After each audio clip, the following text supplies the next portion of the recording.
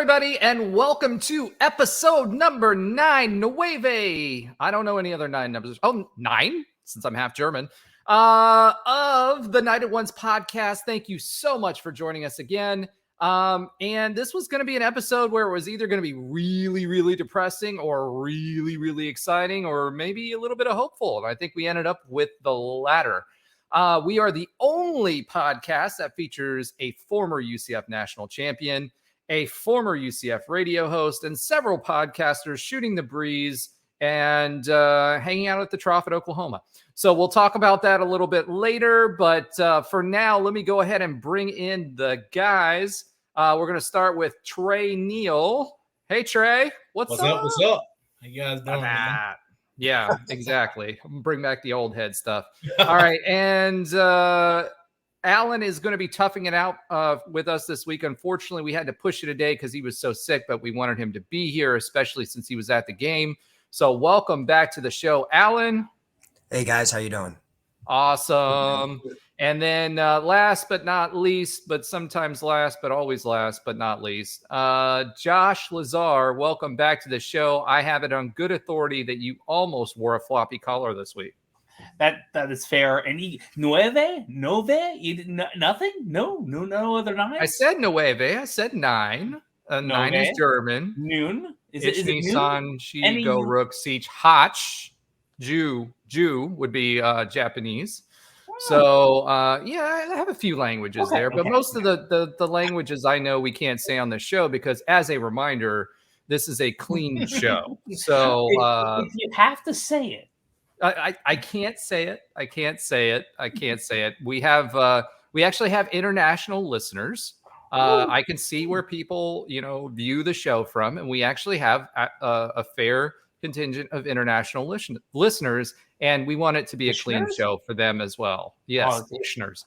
All right. So Oklahoma, folks, this was going to be either really, really encouraging or really, really deflating. And something we've been talking about for the past 2 to 3 weeks, really since the Baylor loss, has been, what's this team going to do out of the bye week? Right? Were they going to pull their belt up by their bootstraps? What were they going to do when they got hit with Kansas last week or 2 weeks ago? And I'm happy to report that this team, we talked about 2015 on the last episode. We talked about body language. We talked about what we were seeing on the sideline. We were kind of alluding to some things. Trey talked about what he saw on the sideline. So we didn't know what we were going to get out of this team, but to me, everything I saw, it was other than a dub, which nobody was expecting except me. We played really, really well, and it gave me a lot of hope going forward. And one of the things you've heard us consistently say on the show is that there is a path forward. There is a path to winning each one of these games. And even you guys chuckled at me when I said that. Snickered, chuckled, a few other things. However, the team proved that there is a path, and there was a pretty close path for this team going into the fourth quarter. And other than that 2-point play that Trey will be discussing loudly, that seems to be shaped like a cloud. But he'll be discussing that later on and what his feelings are about that.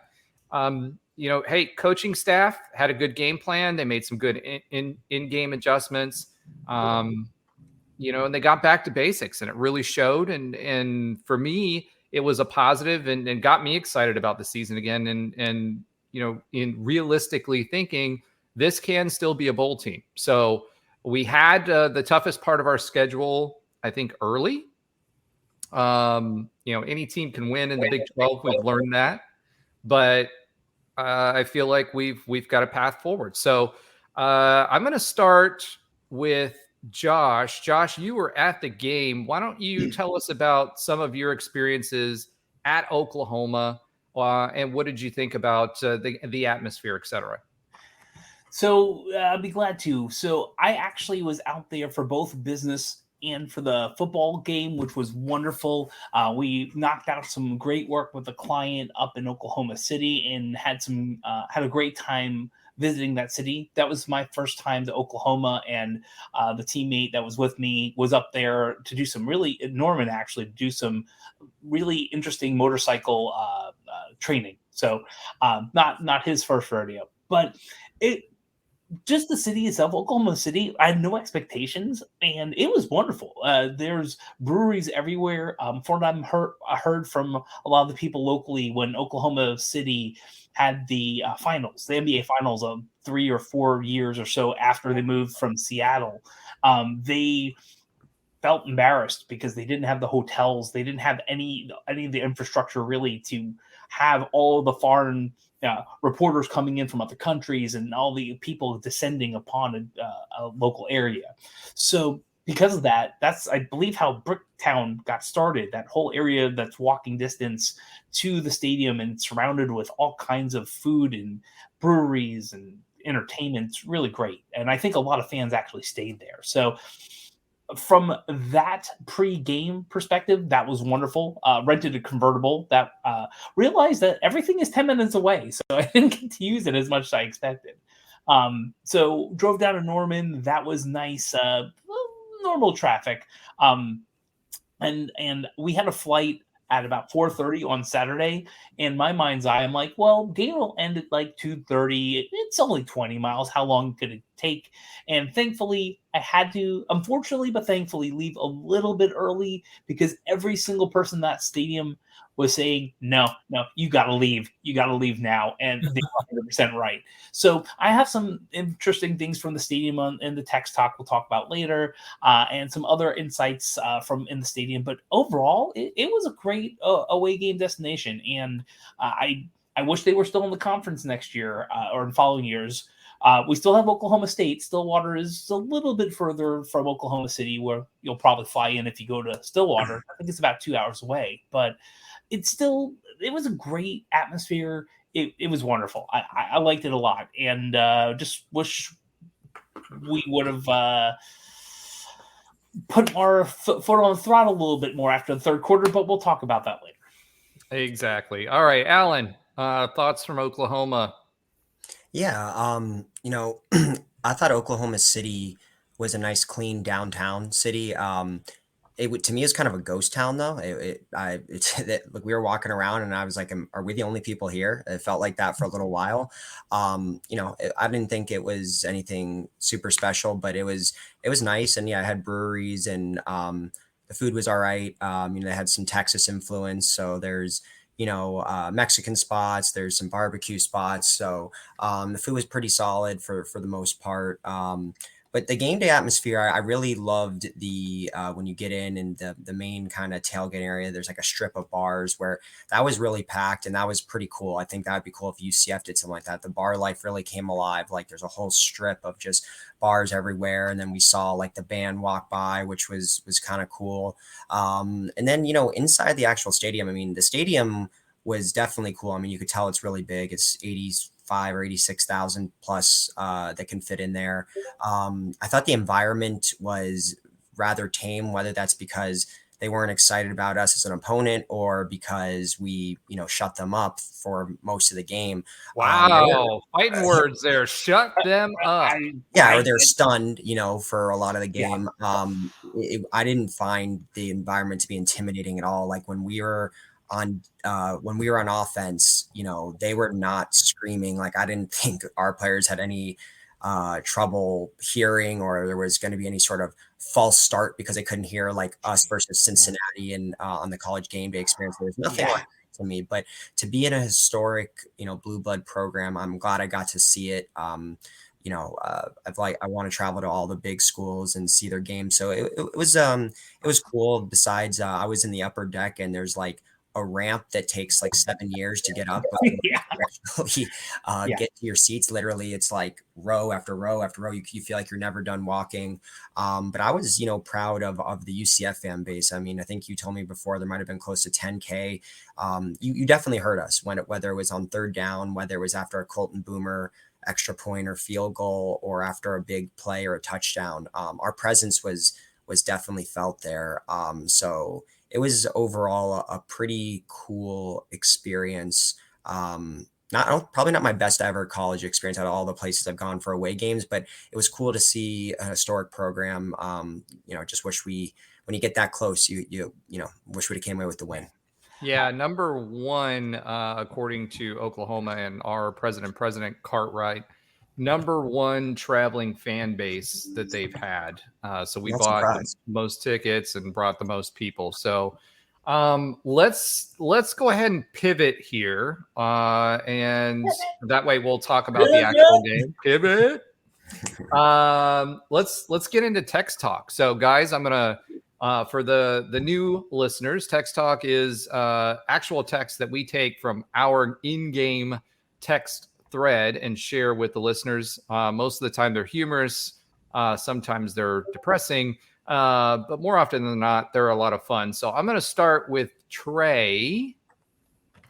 Trey, what was your 2 text talks that you decided to pull for this week? Yeah, so early on, I mean, we all saw the game, and the defense – they had me, they came out hot. And the first one I got is when you were like, where has this defense been? And, I completely agree, man. If we played defense like this all year, we would have feel a lot different about just our guys. And for whatever reason, maybe they just needed the bye week. And sometimes that's all you need to kind of get rejuvenated and get back into it. But I love seeing that because, again, you can ask the guys. I normally don't text, but this game, I was texting a good little bit because I was excited of what I was seeing. I was happy to see, the improvements we made. And then, again, like Josh, like they've alluded to, it's dead silent in here. I think he said that when we were going into the fourth quarter. And we're up on the road at the number 6 team in the country. And, again, this is a team that has national championship aspirations. So, and a Heisman hopeful. And a Heisman hopeful. So on to make us feel better, we had a potential, college football playoff team. We were up going into the fourth quarter, and watching that game, we were playing better football than they were. So I just think it just goes to the potential of our team. And we all know JRP was still a little hobbled, things like that. But, I think this is the progress we want to see. This is the thing that me and Alan were talking about a lot earlier in our preseason predictions. We just want to be competitive. We know we're not going to win every game. That it's the Big 12 is better competition. But if we can compete like this every week, man, we will be just fine. Not only the rest of this season, but going into the future. So those are my 2. All right, Josh Lazar, what are your 2 text talks for this week? And 2. Okay, so I'll group them. One, because I was I'll group them. Here's the thing. I overheard a lot of things in the stadium because I actually sat in 2 different areas of seats. So to Alan, I went up the 650 ramps to get to 107, which was pretty high up. And then I also moved to, I think it was 7, where all the UCF fans were. So at the beginning of the game, I heard someone next to me up in 107, which is, I think, the home side, say, "Hey, that's a cool-looking mascot," which I get a lot of things from Nitro, but that's not really one I get to hear. But I did look at Oklahoma's mascot, and I get it. Oh, my gosh. Speaking of mascots, I know they were doing the Spider-Man theme thing this week on Twitter. Eric DeSalvo, I love you, but please don't mess with the Citronaut because that interpretation of the Citronaut was terrible. No. All right. Don't do it. Yes. So then when I was walking over to the other seats, which took more than the 50 minutes of halftime, someone was saying, "Man, I'm really ready for this game to be over." They were not happy. They were silent in the beginning. And I said at the third quarter, no one expected this in the stadium, and you can hear it and feel it. It's dead silent in here. The pep band is trying, but getting nothing. Like, the pep band's playing. You just sometimes people no. It was even some of the Boomer Sooners were getting silent. Like, people just didn't understand what was going on. And if you remember, were they totally confused when we were yelling out Boomer after the end of? I told some of the people around me what was going on. They're like, "Oh, yeah," and of course he would have been it was some of the older fans. They're like, "Yeah, that would have been a great name for a kicker at Oklahoma to be fair."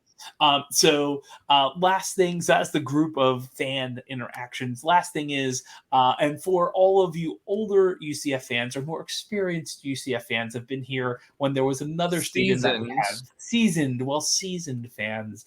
I just had Citrus Bowl flashbacks. They have Troughs here. So when we were going to the end zone, I had to use the restroom. I walk in, and it wasn't they were nicer than the Citrus Bowl troughs. If you remember, that was just like 20 or 30 feet of just trough. These were like a porcelain troughs that were like 4 or 5 feet wide. So they were bougie troughs. They were bougie troughs where you can get 2 guys and 3 if you're trying to be too friendly. And it was really, I just like, what?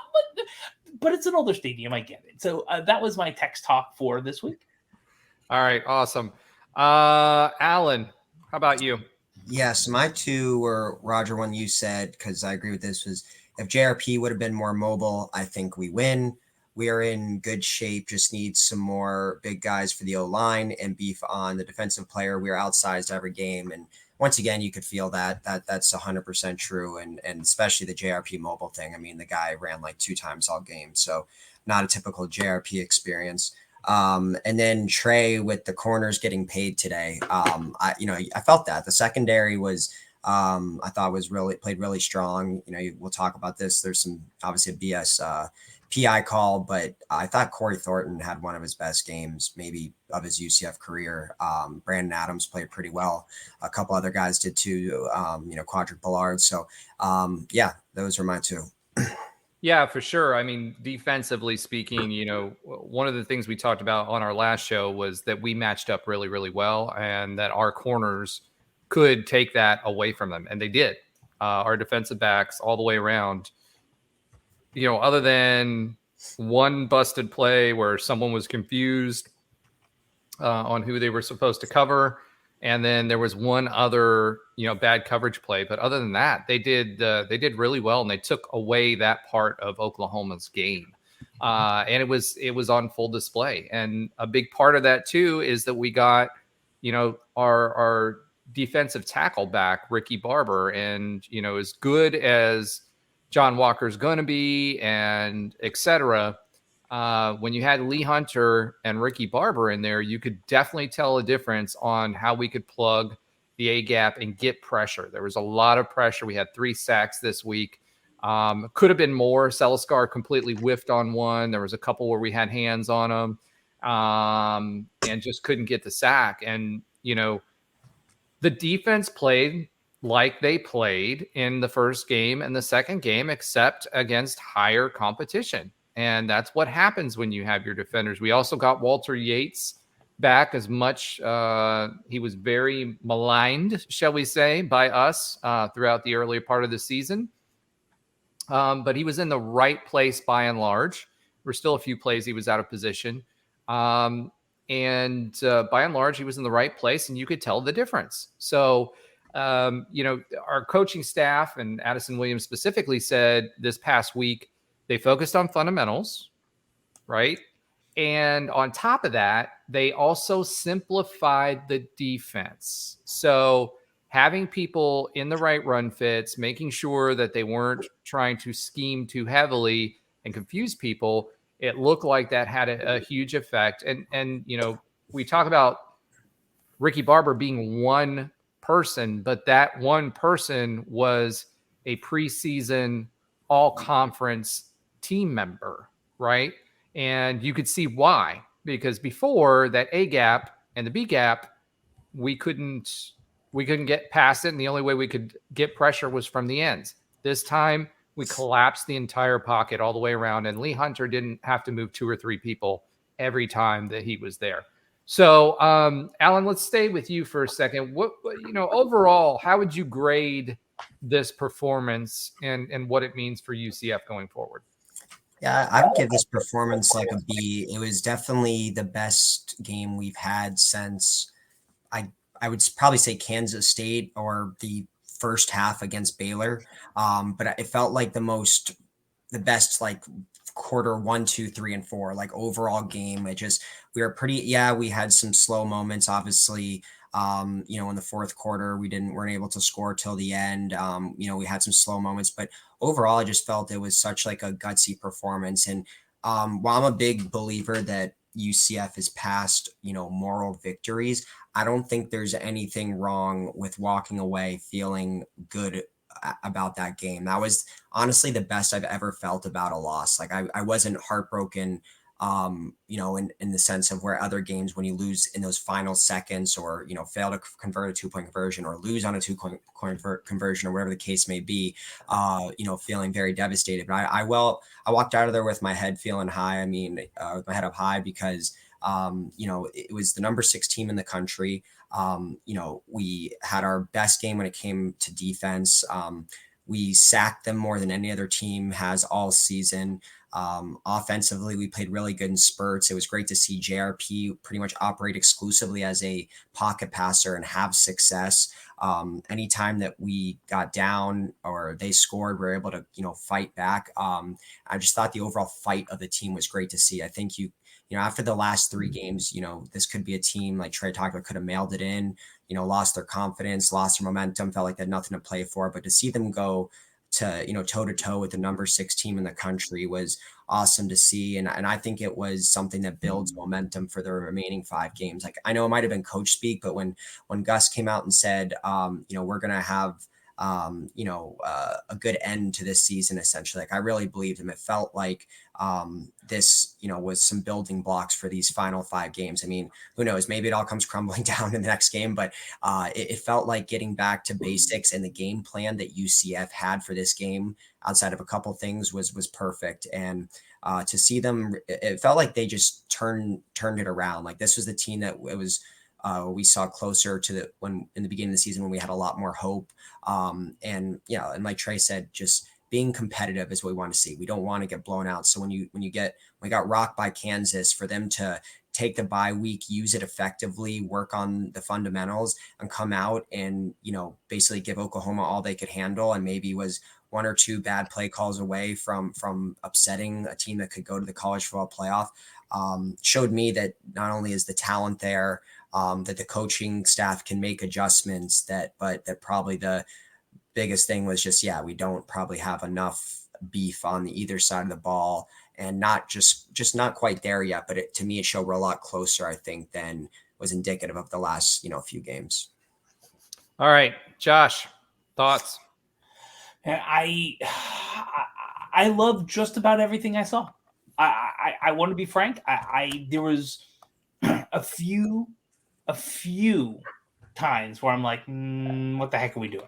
And specifically when we're getting towards the third quarter and we are tied, we have a stop, we get a field goal, get some stops, turnovers, all these things. We have all this momentum. The stadium is silent.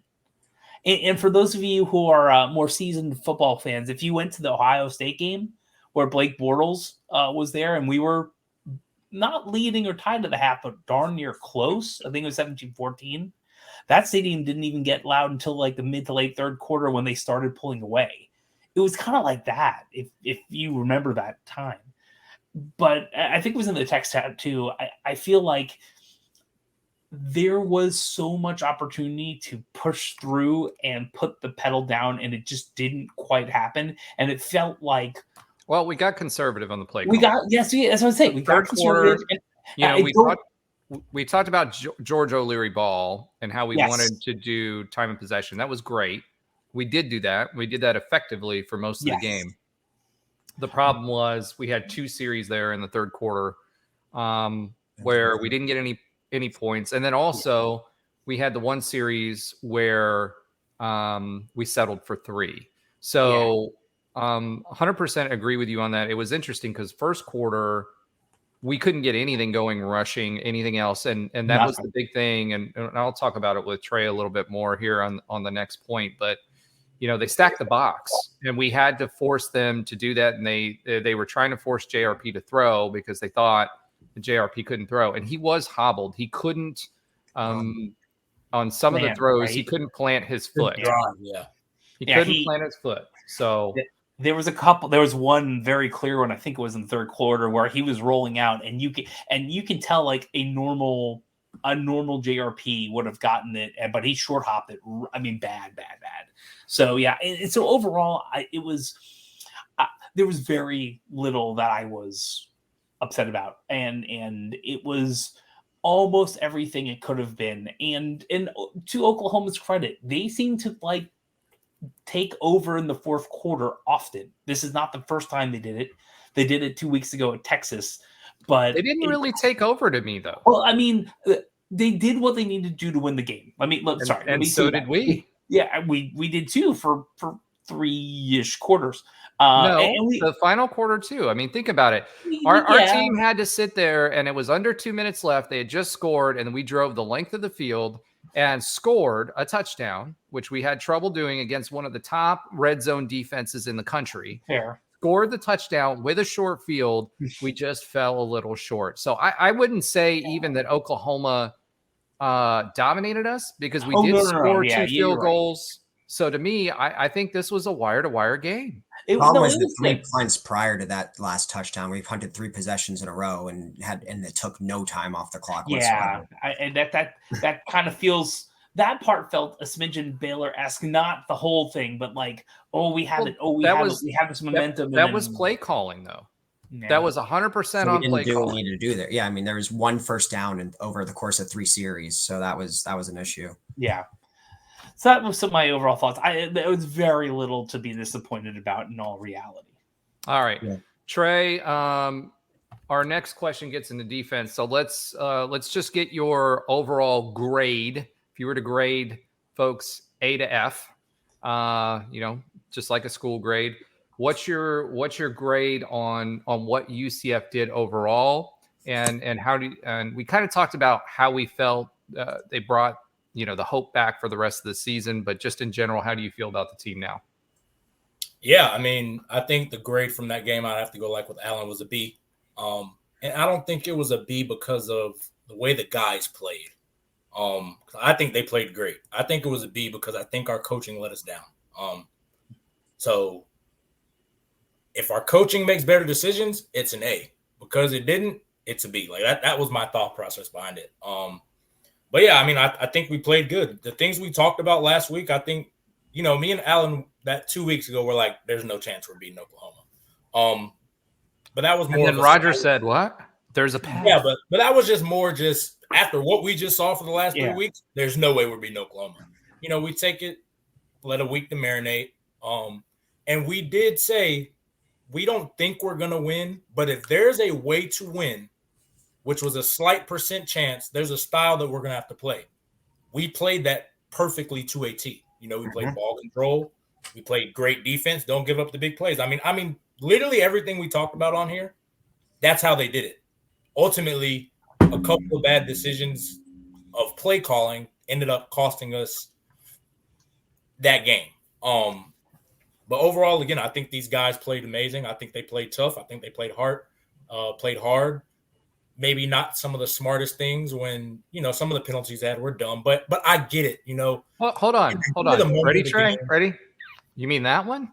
Yeah. And that didn't even result in a penalty and should have, but I'm not going to lie. Which I don't one? know if people know when you celebrate Baker's kiss of death. He was blowing kisses to Soft Boy. We got very lucky because the thing about college is if you celebrate before scoring a touchdown, it does not count. Perfect example, 2016, we're playing Cincinnati at home. Savon Lowry catches a pick. He's running with the ball from the 20-yard line, showboating. And it's a pick 6 touchdown, but they called it back. And I mean, he got ripped for it in the meeting, and he understood. But we're lucky that didn't get called back because that was a big momentum swinger for us that could have been detrimental called the other way. But again, I get it. It's a big-time game. We have to be a little bit smarter with that. I'm not really mad about it. But that's not the first time that's happened either, right? Yeah. With that particular player. Yeah. You heard it this week. I understand that frustration behind it, too. You heard Coach Henshaw talk about it this week, too. Mm-hmm. He was upset. When that part was brought up, he was upset. And it's not because it was the first time. second penalty for sure. And I think it was 3 times that it has actually happened. And then when they got to the end zone, they did an AK spray, which is why they didn't show it on TV, which is what they actually got penalized for. Oh, they showed it on TV. I saw it. I think it was one time. Yeah, they showed it on TV, and exactly. That's why they got penalized, which, again, I'm big on celebrating. I'm big on talking trash. I'm big on showboating, especially when you make a great play. Trey, I just don't see you talking trash during a game. No, I talk trash. You can't be flamboyant about it. You know, if you're talking trash, you don't know what we're saying unless they mic us up. You don't know what we're saying and how we're saying it. As long as you're not flamboyant, you can get away with a lot. And that was more of my style. So here's a good sidebar. What was the worst thing you've said when you were talking trash to someone? This is a PG show. Oh, wow. Okay. Because it's not necessarily that it's bad. It's just when there's a lot of mental edge to football. Oh, there's the freeze. As a competitor, there's a lot of a mental edge that it is. Because, again, at the end of the day, we're humans running full speed into each other. You know, it's a lot of ego. It's a lot of, you know, who's the bigger man in a sense. So I wouldn't say that it was ever dirty. It was just, you know, I want to test to see where this guy's at, you know, as a man. Is he going to stand up? Is he going to cower? Because that's a mental edge that you want to have playing football. So who is the worst trash talker that you ran across from the opposing team? Or the what worst team? or like the best? Well, I mean, like the best is in the best trash talker, but it was like. So it was probably Anthony Miller that played for Memphis. He could, and that was really where, you know, to me, he played a style of football as a receiver that if you cower to him, he's going to feel like he could dominate. So we went, and it was really the conference championship game because he had respected us after earlier.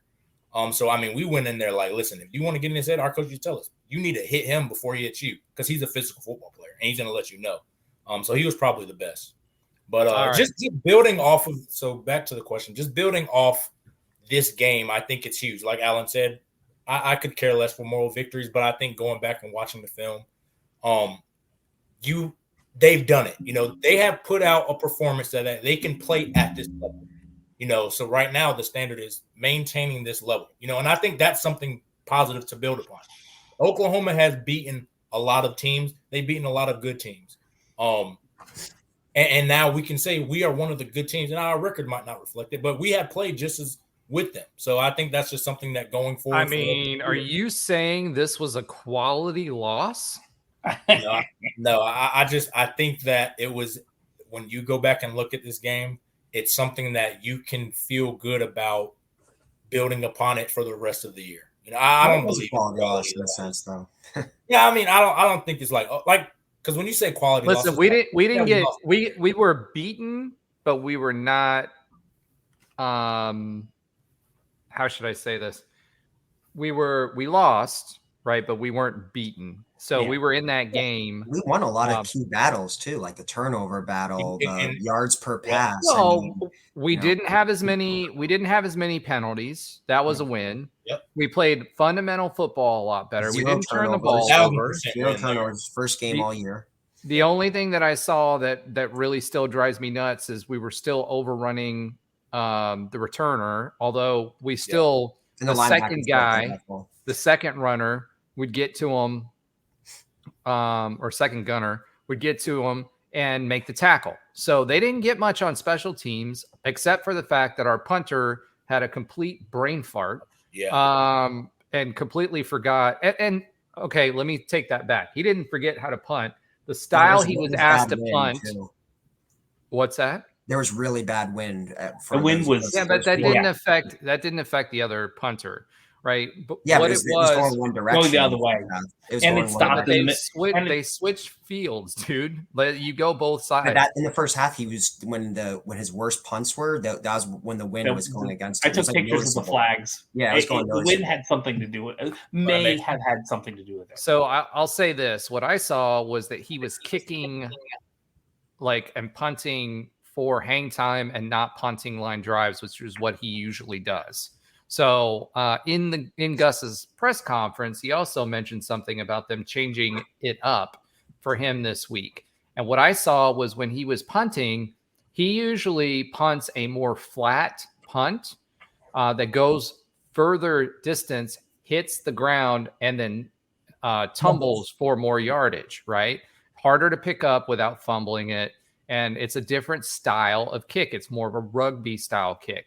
He was doing a more traditional punt with hang time. And, the wind, I'm sure, was a factor, but it was a completely different technique. And I think that was more of what we were seeing than what the wind was. So, all right, let's flip to defense here because that was really the showstopper this week. Defensively speaking, some of the things that I saw that we were doing differently. And Trey, I want you to kind of like add on to this as we kind of go along here.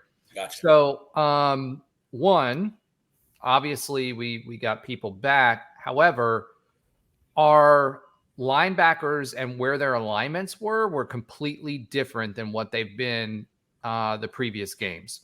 We saw them shifting more further to either the strong side or the weak side, depending on what the play was that they were doing. There was less movement, so the run fits were a lot better.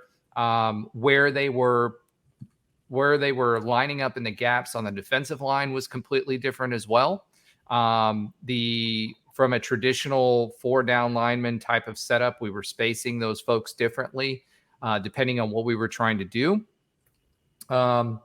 And, for me, what I saw a lot of is we were just way more physical once we got off the ball, especially on the lineman's perspective.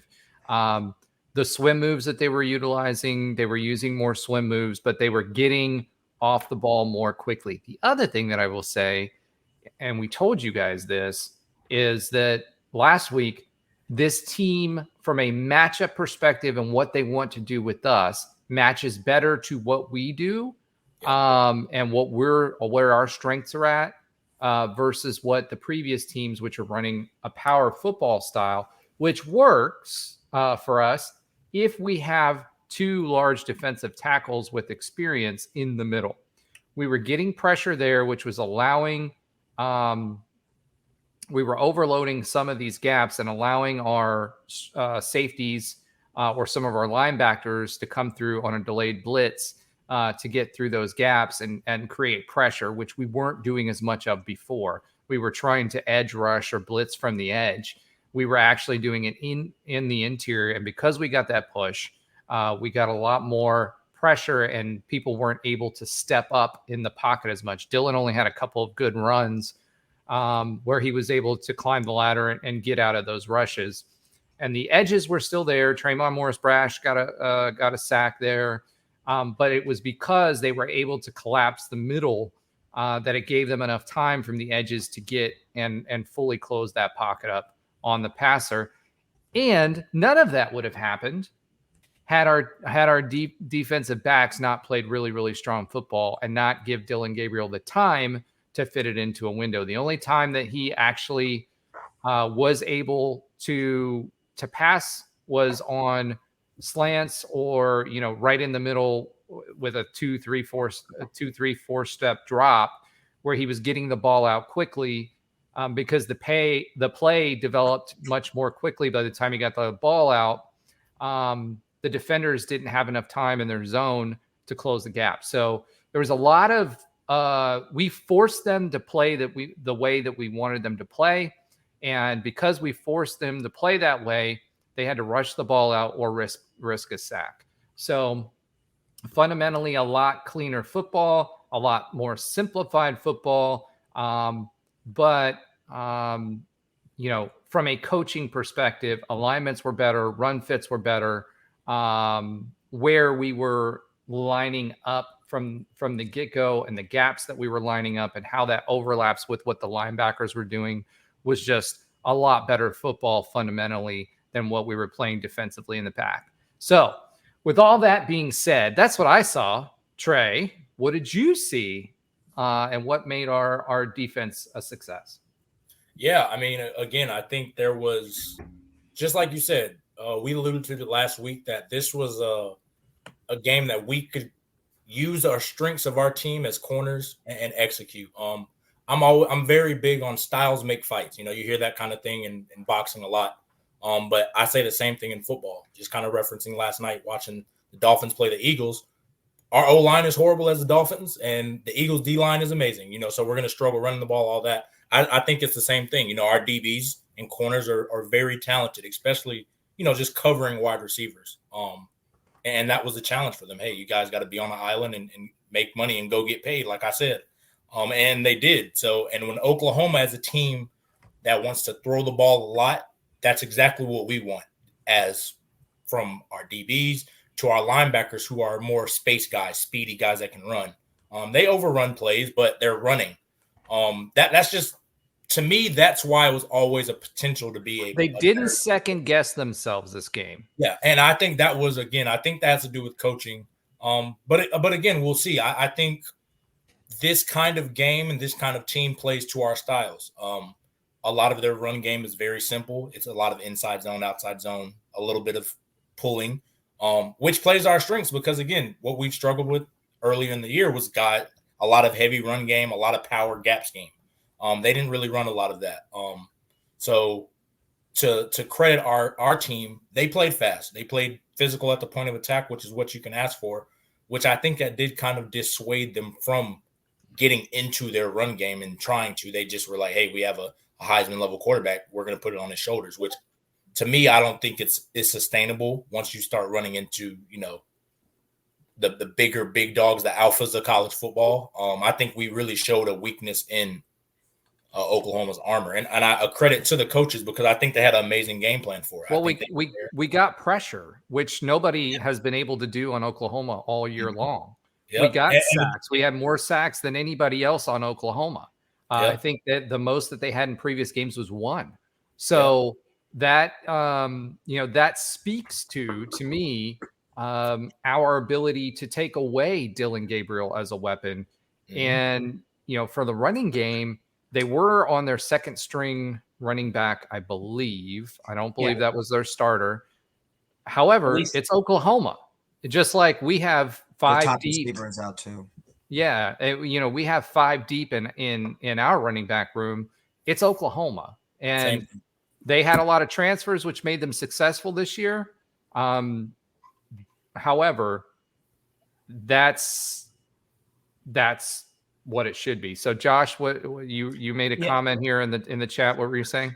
Yeah, all the fans in the stadium were wondering what the heck was going on with the running back, and I don't know if everyone actually knew it was their backup running back, but yeah, it was interesting because you could tell that the only 2 running backs that are really probably going to do well would be maybe Johnny Richardson if he didn't have the flu, but it was going to be JRP and Gabriel. They were going to probably be the leading runners from everything you saw for the first multiple. JRP would be if his knee wasn't 75% and he wasn't taking taking like bags of IVs while he was in the game. Yeah. You know what I mean? Because I agree. I didn't expect too much a gap running to be like amazing, but we did okay. RJ did pretty well. Yeah, RJ had a great game. He had over 100 yards. Yeah, he's a talented football player. All players have their flaws, but he's very, like, as a running back, he can be a physical runner if you need him to be. You need him to be more in space. He can catch the ball. Like, he has a great skill set. And he's big enough that he doesn't get taken down by the first tackle. Exactly. And that's the key. Like, he, to me, he's like put all of the guys put together that I played with. A lot of the running backs that I played with at UCF, they were very much specialists. They were either, home run hitters, extremely shifty, bigger backs. Like, there was never one except maybe Will Stanback who just had everything. And again, he would have been an NFL player had not off the field stuff. But like, he reminds me in that kind of mode of he can do everything. He's very versatile. So I think, we have to appreciate, again, I always say it, appreciate, some of these studs that we have while they're here. Because again, you never know when they might want to make that jump to the next level, and when's the next time we might get another one. But overall, again, I think that perfect game plan defensively. The guys were playing exactly how we said we had to play to hang in with Oklahoma and beat them. They executed it. I'm not mad about it because you're going to miss tackles. You're going to make mistakes. We had a couple of busted coverages, and we were mad. But, hey, that's a part of football. That happens. It's just the things that I always ask to correct, we didn't do it. This week we did it, and hopefully we can build upon that and correct those little things again we build it. All right. Other than the terrible call on Thornton, which was absolutely terrible before the half, and I know that you were saying in the text thread, I was up in arms and doing my best impression of Trey yelling at clouds at my ceiling. However, you said, and I guess let me throw you back up on there. Let's talk about that PI call real quick. From a former defender, what did you see on that call? Because what I saw, I didn't see that much of a tug to be able to count that. I saw him swinging his arm back, trying to push away from him as he was turned to the ball before the receiver was, and he was coming back to the ball, and I saw his right hand. I didn't see him grabbing a fistful of jersey. I just saw him like pushing off on the receiver as he's trying to turn around and make a play on the ball. So what did you see? Because you said it was it could have been called either way. To me, it was clear that it couldn't have, because the receiver overran it and he was making a cut back for the ball. So the reason I said it could be called either way is because as a DB, we're taught to slip the receiver. By slip, I mean it's exactly what Corey Thornton did. You're making a play on the ball. Instead of staying high, you slip right in front of him really smooth, like you grab him by the hip. But it has to be in a spot where the ref can't see it. The problem was the ref was literally in the back of the end zone, and the play unfolded right before him. And it didn't help that the wide receiver did sell it a little bit by falling. So it becomes a judgment call. I'm not saying that it is a flag. I'm not saying that it isn't a flag. I understand what it was. Ultimately it's a judgment call. And the thing about refs are they're just going to throw it just in case, because you can always overturn it. You can't just – the only flag you can just talk about then drop is intentional grounding. To me, I mean, in that position, in that situation where it gives them 3 points, you don't call that flag. You don't throw that flag if it's an iffy call. So were they calling his hip movement? Because it didn't look like he touched him at all from where we were sitting. So if you're in the video that I remember I sent, I don't know if we can pull it up, but in the video I sent, there is a slight tug. Granted, that tug never should get called when it's that slight.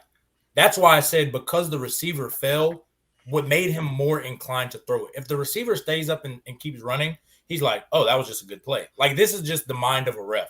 That's why, and I think he only fell because Thornton kind of hit his foot as he was going, which that's why I say, like, it's so specific and subtle. Like, we used to practice doing this all the time, grabbing the hip, slipping, because we are grabbing their hip to slip the route. But you cannot trip them. You can't touch them in any kind of way, because if they show any kind of, oh, you threw me off of my route, and I'm putting air quotes for the people listening. If they throw you off of the route, the refs are going to call a flag because you are technically interfering with the receiver. And so you got the LeBron James call. In a sense, it was a very NBA flopping kind of style. It was, but that's good gamesmanship by him.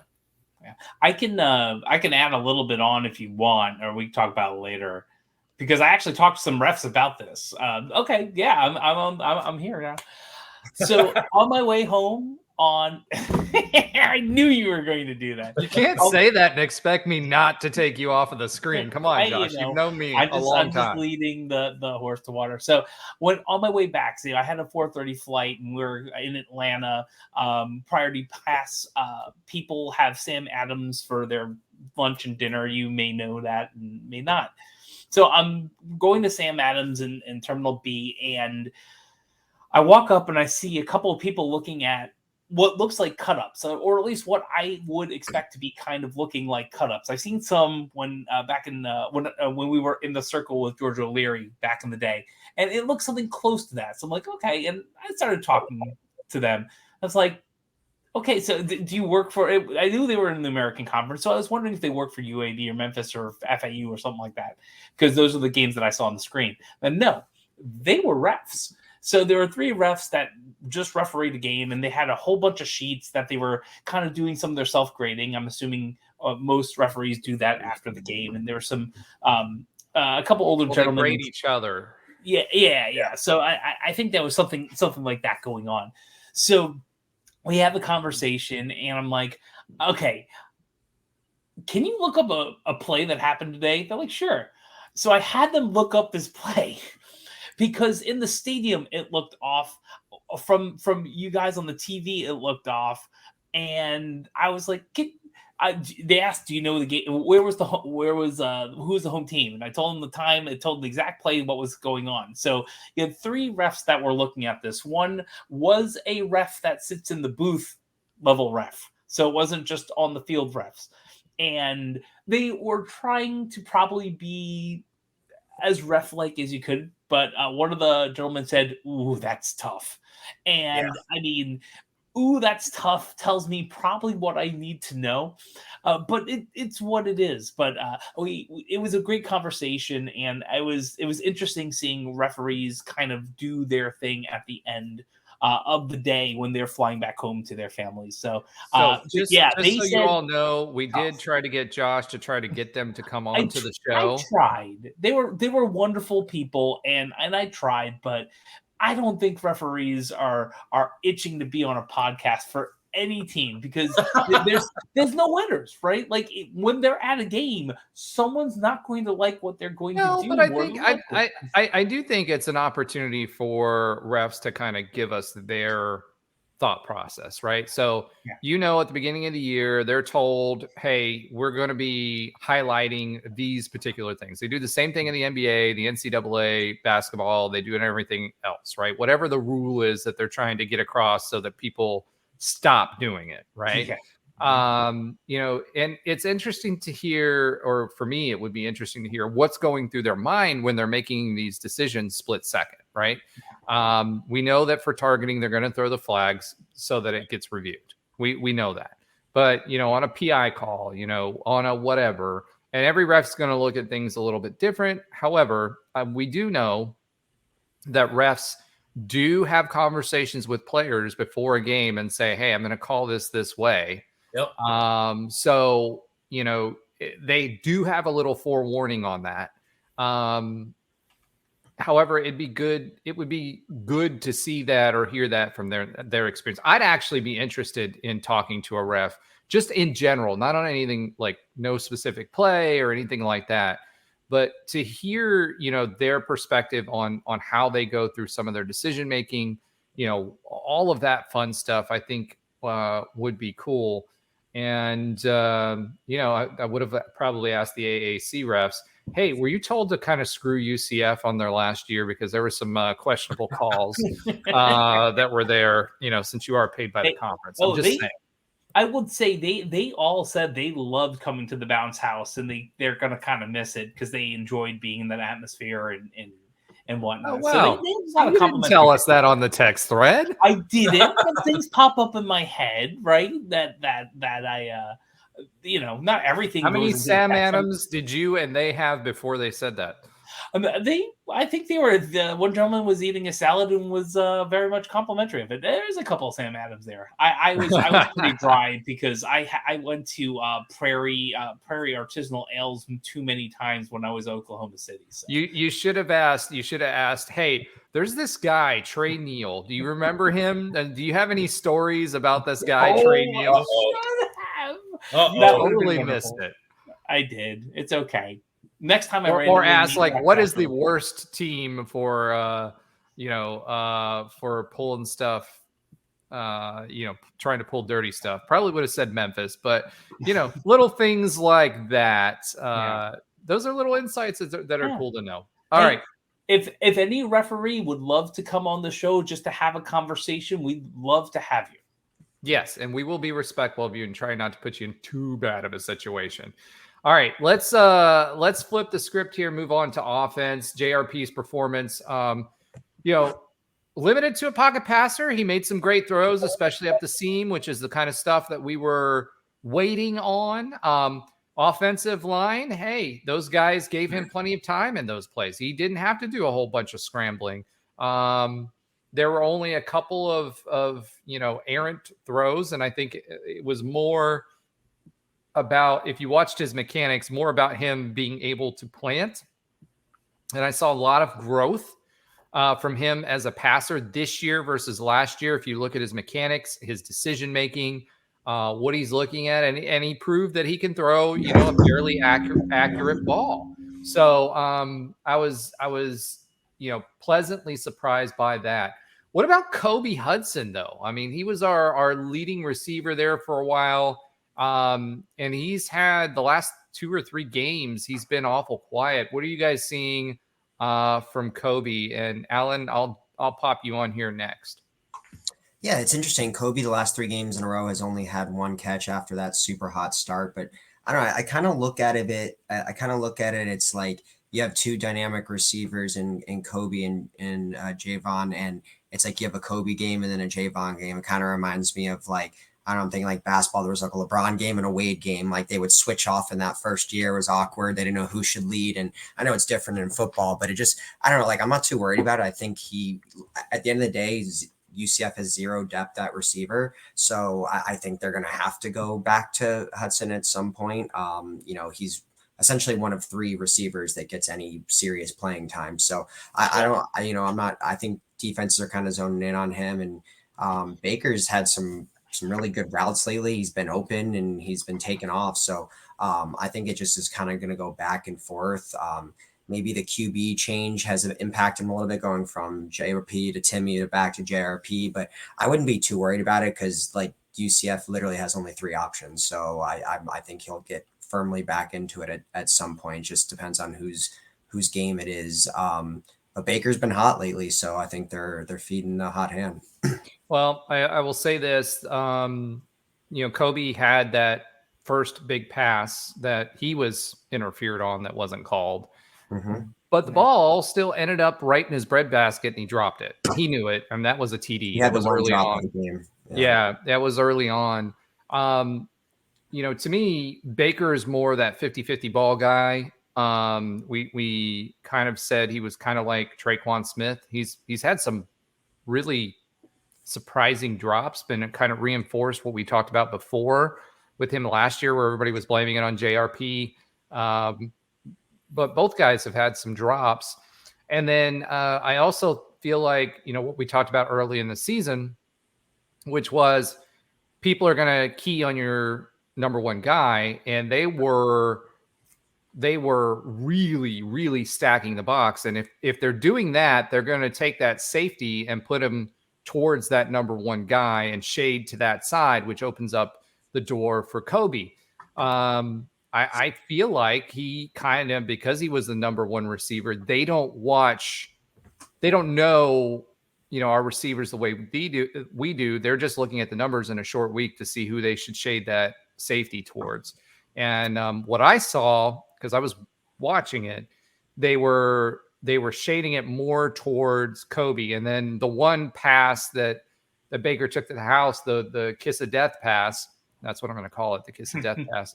That really was the motion in the backfield that got the DBs to come up, and they had nothing to do with the route he ran or anything. Absolutely.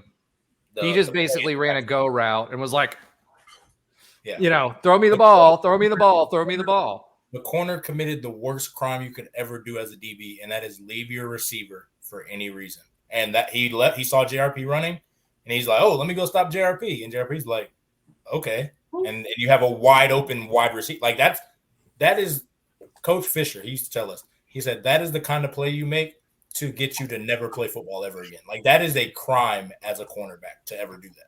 That was a KZ light play to me, because he took it all the way up to the line of scrimmage and passed it right before the line of scrimmage. Yeah. And it was just right over the top. It was pretty seeing it live. It was pretty. I'd be also curious to know, going back to Hudson, how many targets he had, because I know he only had one catch, but ESPN don't show the target numbers. So I was looking for that too, and so I kind of tend to agree, and I'm going to talk about that in my musical keys later. But I actually think that analysis of Hudson, it's Townsend from one game, right, and then it's Hudson. Okay, well now we have to double Hudson, and then it's Baker, right? Yep. And who's number 4? Jalen Griffin, who has 4 receptions, and we don't have a 4th receiver. Is the answer? No. We had 2 other receivers that came in. And they've done absolutely nothing. I mean, Pittman is and Holler. You tight ends, or you're really your running backs. Thirdish fourth. I mean, and X can do it. I mean, it's. So anyway, we'll talk more about it. But I was looking at the same thing too, because I really think it'd be good, Traeger or team, whoever's watching, to see who they're doubling. Because if they start, I would think they might start shifting over back to Baker, with then Kobe being wide open. Not wide open, but more open might be something we might see this coming week.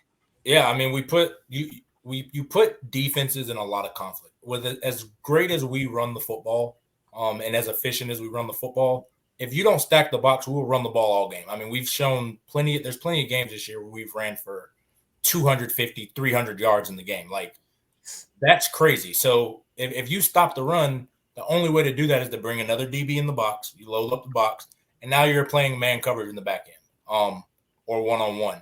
So now it's pick your poison. Do you want to shade, Baker, which that's what teams were doing early in the year? Okay, Kobe Hudson's going to, go off.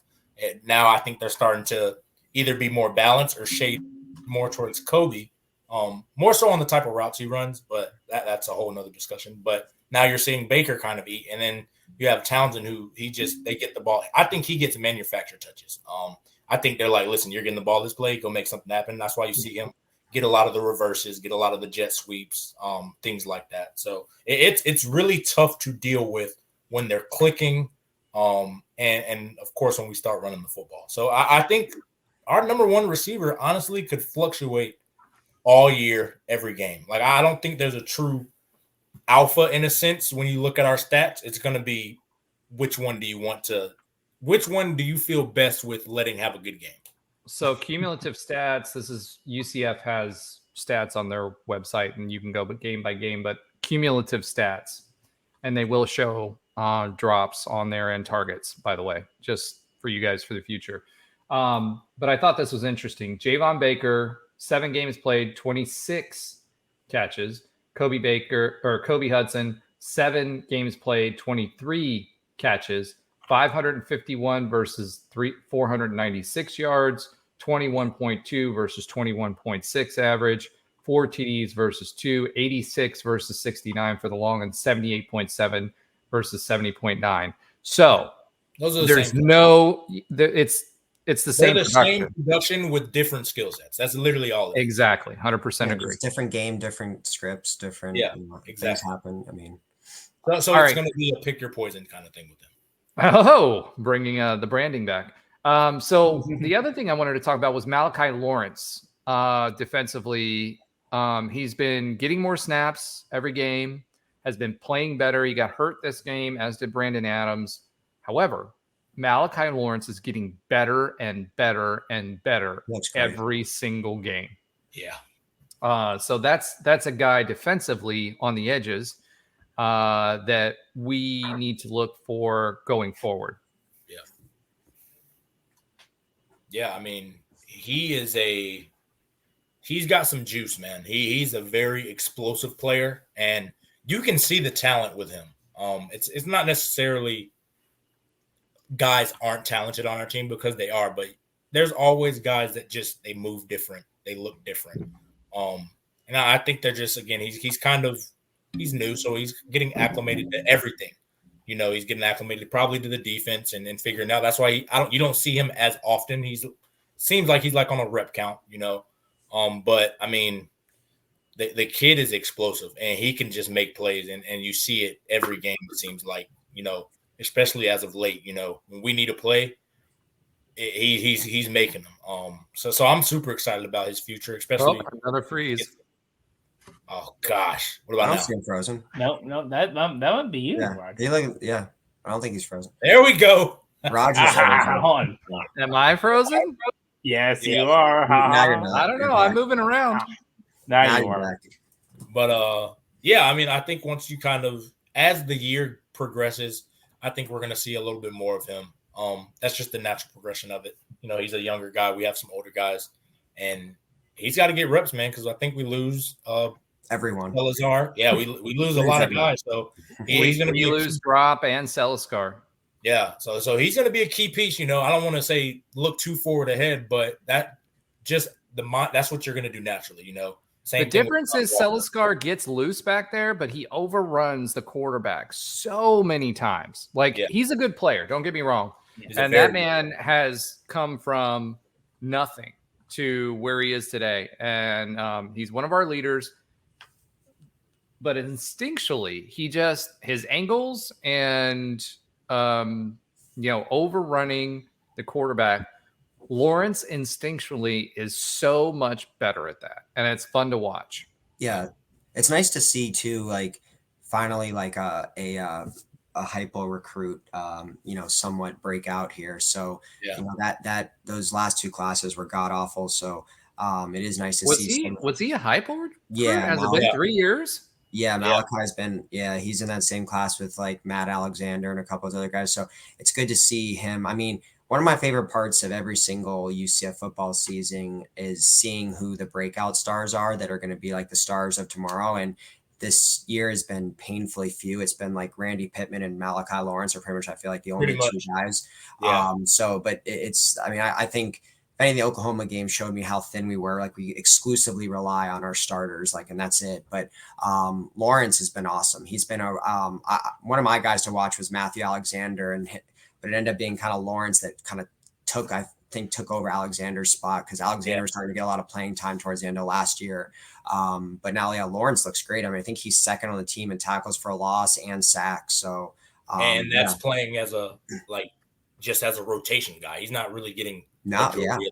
Yeah. So again, you see that talent to be able to be second in tackles for loss and sacks as a rotation guy. Just wait till we can fully unleash him. It's going to happen in I think his third year in the program. I mean, I guess that's not necessarily late, but it's like it's not like we saw flashes of this necessarily too much over the past couple of years. So. Yeah, because we're gonna need some guys to come back because we're losing a lot of talent on all the. It's a senior Latin team, so it is good to have some of these. I think would technically be a redshirt sophomore, so he should have 2 years left. So that's good to see. Yeah, I think again, like you said, I think that's the beauty of it was just getting these guys a lot of reps because again, I try to tell people it's so hard to simulate how fast it actually happens. Watching film. And it's nothing like practice. I tell people all the time when that 2017 year, we used to practice against the best. To me, we were the best offense in the country. Saw all kinds of speeds, all kinds of skill sets, but when you go out on Saturday and play Memphis, you get used to seeing Adrian Killens run. His speed, because I've ran with him in practice all summer. It's did? Different. Oh, did you actually run with him, or did you get dusted by him? I was getting dusted. Trust me. But I just want to make sure we were accurate because they have these things where they measure the speed now, so we could go back and get the receipts. I'm just Who's the closest to being able to catch him?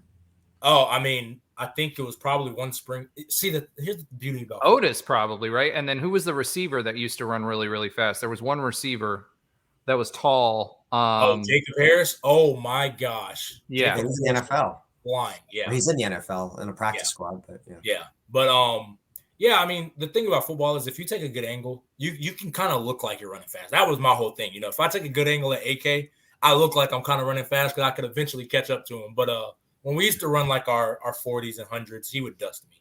What I was saying was that I saw that every day. So I knew how fast he was. I saw all the moves. I was used to it. It's different when you get in there on Saturday and you see your opponent who you've only seen them on film.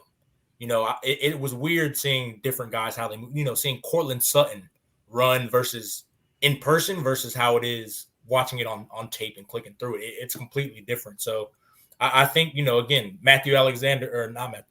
What is Matthew Alexander? That's the DT. Oh, okay. Malachi Lawrence.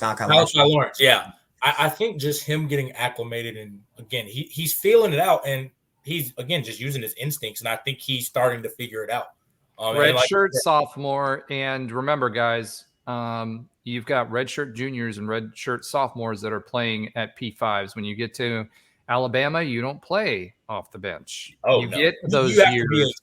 You have to be a special player. It doesn't even matter if you're a 5-star. There's 5-stars at Alabama. You're saying young guys, you're saying don't play? Yeah, no, they don't. I mean, think about it. It's just like, back in the O'Leary years, you sat. You didn't come in. I mean, Trey said it himself, right? O'Leary told him, you're not going to play right away. This year. No, you're not. But that's not typical, right? Because today, typically, if you aren't playing as a freshman or a sophomore, you're transferring.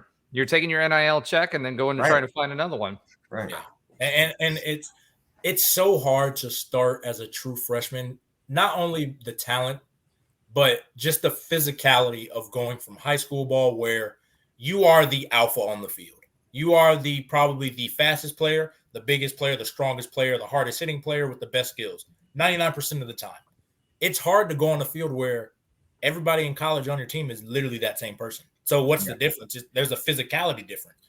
And that's why it's rare to see, especially like in the trenches, bigger guys playing early, because you're talking about an 18-year-old going against some grown men, 22, 23 years old, in college. With 3 years in the weightlifting program. 3 years in the weightlifting, 3 years in nutrition. Like, these are some big boys moving some weight.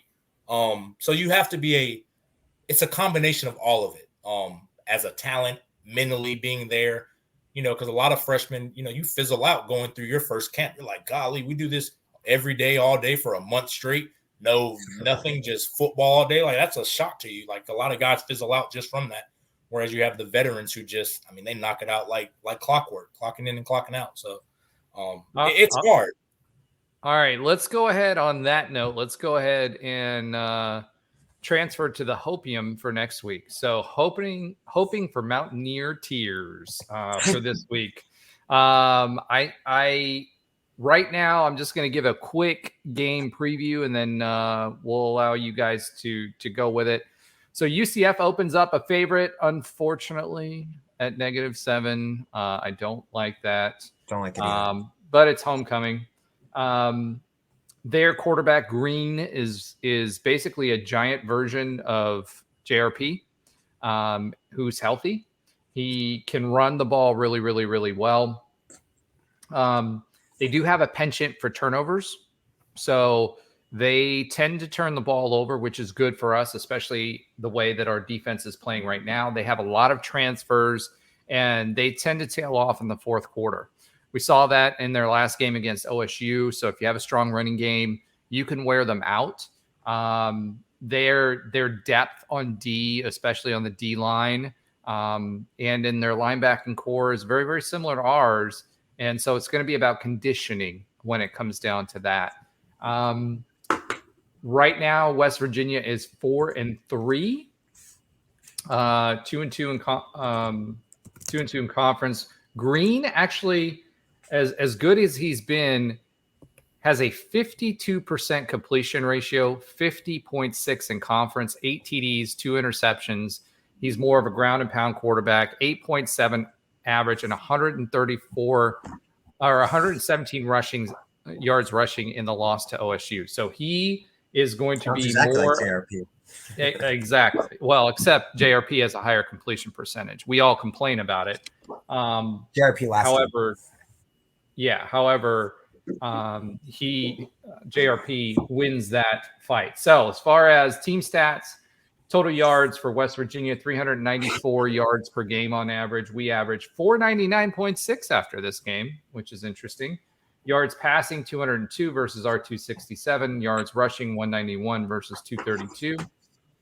Yards allowed, 365 for them versus 395 for us. Obviously, this game was a lot better, but Kansas killed us. They put, almost 400 yards rushing up on us.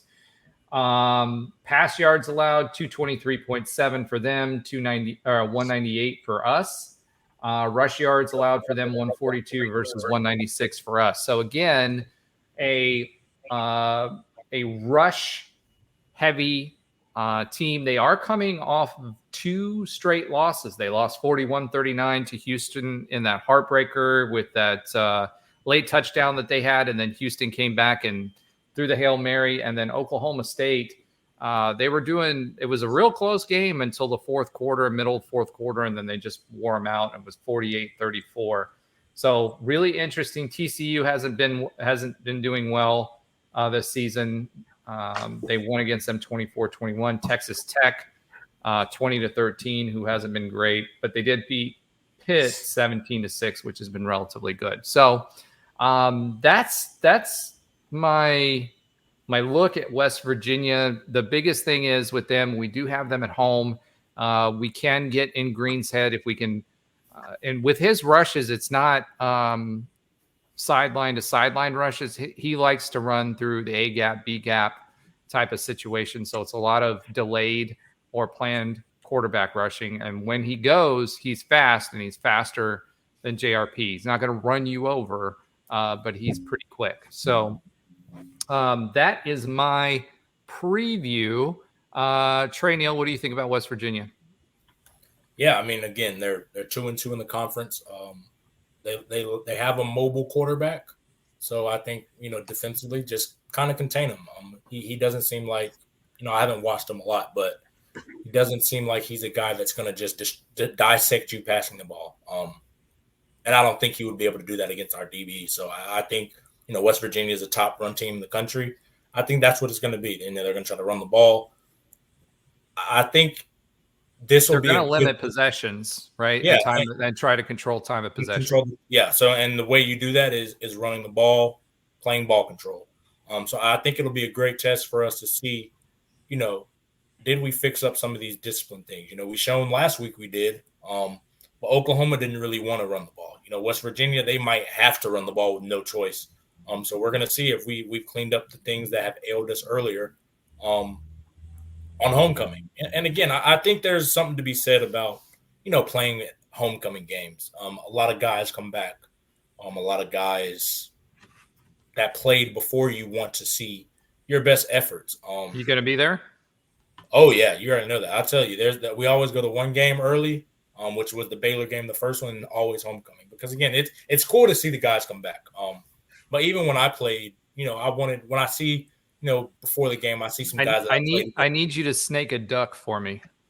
Sneak a duck? Oh, at the reflection. Yeah, I need you to snake one. Like, he could have paid like. You don't have to actually jump in with your swimming trunks, but I'm sure you could talk JRP into saving. I'm gonna finesse my way to try to do something.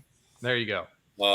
But yeah, I think don't lose your wedding ring like Robert Griffin did. Oh, yeah, that was a rookie mistake. That's why. But yeah, I think if we play how we played last week, just fundamentally sound football, I think again we are a very talented team to where if we don't shoot ourselves in the foot, we can win games. If we don't turn the ball over, we can win games. If we tackle well, we're going to be in a lot of games to win games. So I think that's the game plan. I think going forward on, because like you said earlier, Roger, I think the toughest part of our schedule is behind us now. I think a lot of these games are winnable if we play a certain style. And again, I think a lot of these games are also losable if we don't play to that style and play to our strengths. So I will say this. We had some really good tackling in space this game that we weren't doing earlier in the year. Night and day. So I think if we maintain those things, I think we should beat West Virginia. They're not world beaters. But again, if they're going to play a ball control game, if we let them run the ball, they will just run the ball and keep running the ball and do a play action dump and get another first down and just keep chewing the clock out. That's what they want to do. All right, Alan. Yeah, this is a game that feels like a good bounce back opportunity. We haven't been at home in 3 weeks when you account for the bye week. So, getting some home cooking, hopefully that Oklahoma performance inspires fans to come. Plus, it's obviously homecoming. But kind of like Trey said, styles make fights, and Roger, I think you even mentioned the texting. You're a little concerned about them. This is not like Oklahoma. This is a run first team. This reminds me more of like the Kansas State or the Kansas game. Exactly. West Virginia is top 5 in the conference in rushing. And I don't know if you've seen the running back CJ Donaldson. This dude is massive. He was recruited as a wide receiver / tight end, and he's a running back. I mean, he's 240 pounds. Yeah. So when you look at the middle of our defense being clearly the weakest part of it, the linebackers, I'm concerned with a guy like Yates facing up against Donaldson. So I think they will have the ability to run it on us, but defensively they're pretty bad. They're one of the worst. Well, the key to your point, I think the key will be stopping them in the first level and not the second level, not letting 240 pounds get loose. That's exactly right. Yeah, that D line's, and I'm assuming Barber's still healthy, so agreed. Stopping him in the first level, not letting him get to the middle. And I don't think their passing game is that effective. Like, it's actually one of the it's the worst in the conference. They're turnover prone, like you said. They do have some things that mirror us.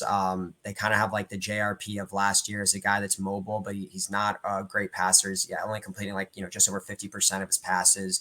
And they're kind of also, they're having a lot of trouble in the fourth quarter as well. They've given up 48 points in the fourth quarter of the last 2 games combined. Wow. Blown leads in both games, lost 2 straight. So they're kind of reeling right now, giving up a lot of points in these last, 2 games over the fourth quarter.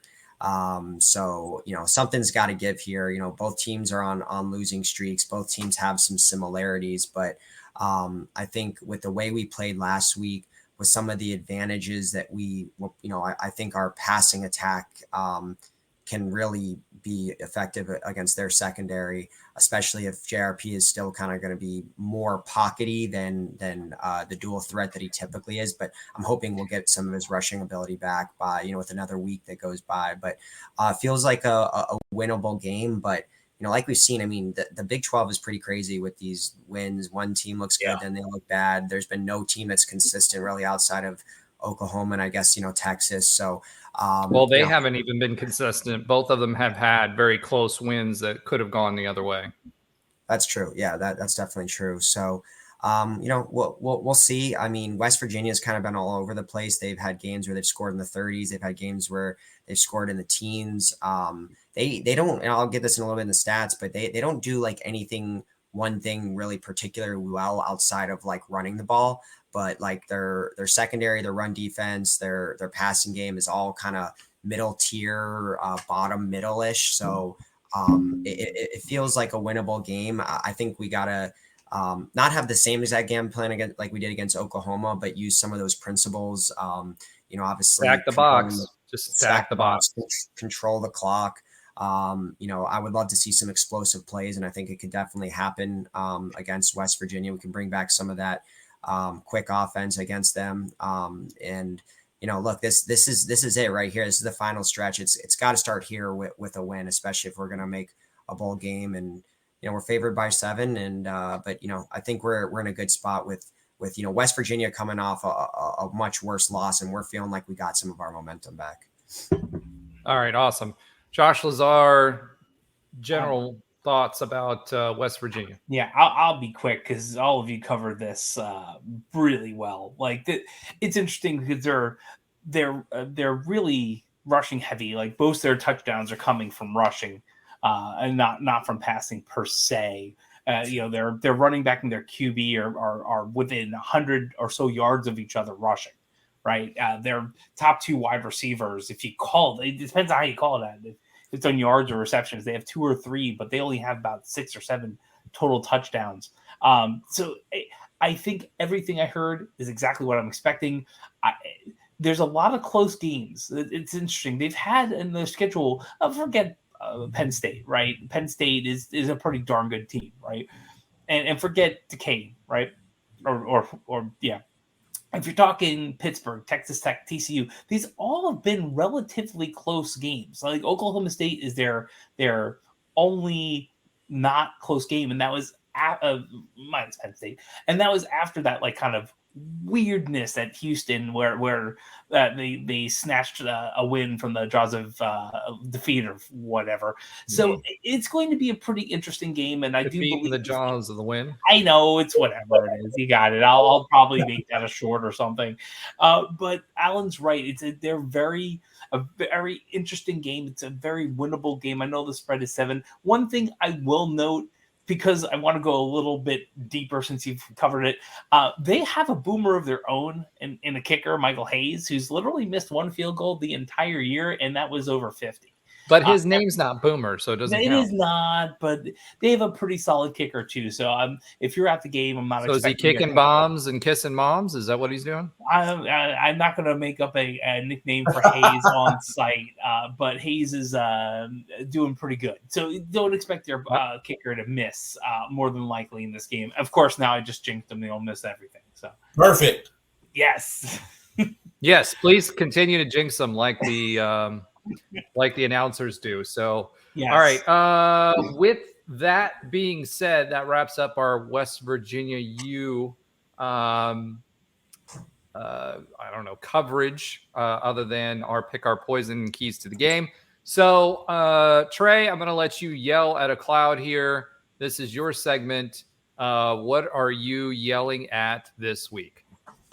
Yeah, I mean, again, like we talked about earlier, the guys, I think, played a great game. I don't think you could ask too much more of them. You know, there's going to be mistakes. To me, the coaches cost us.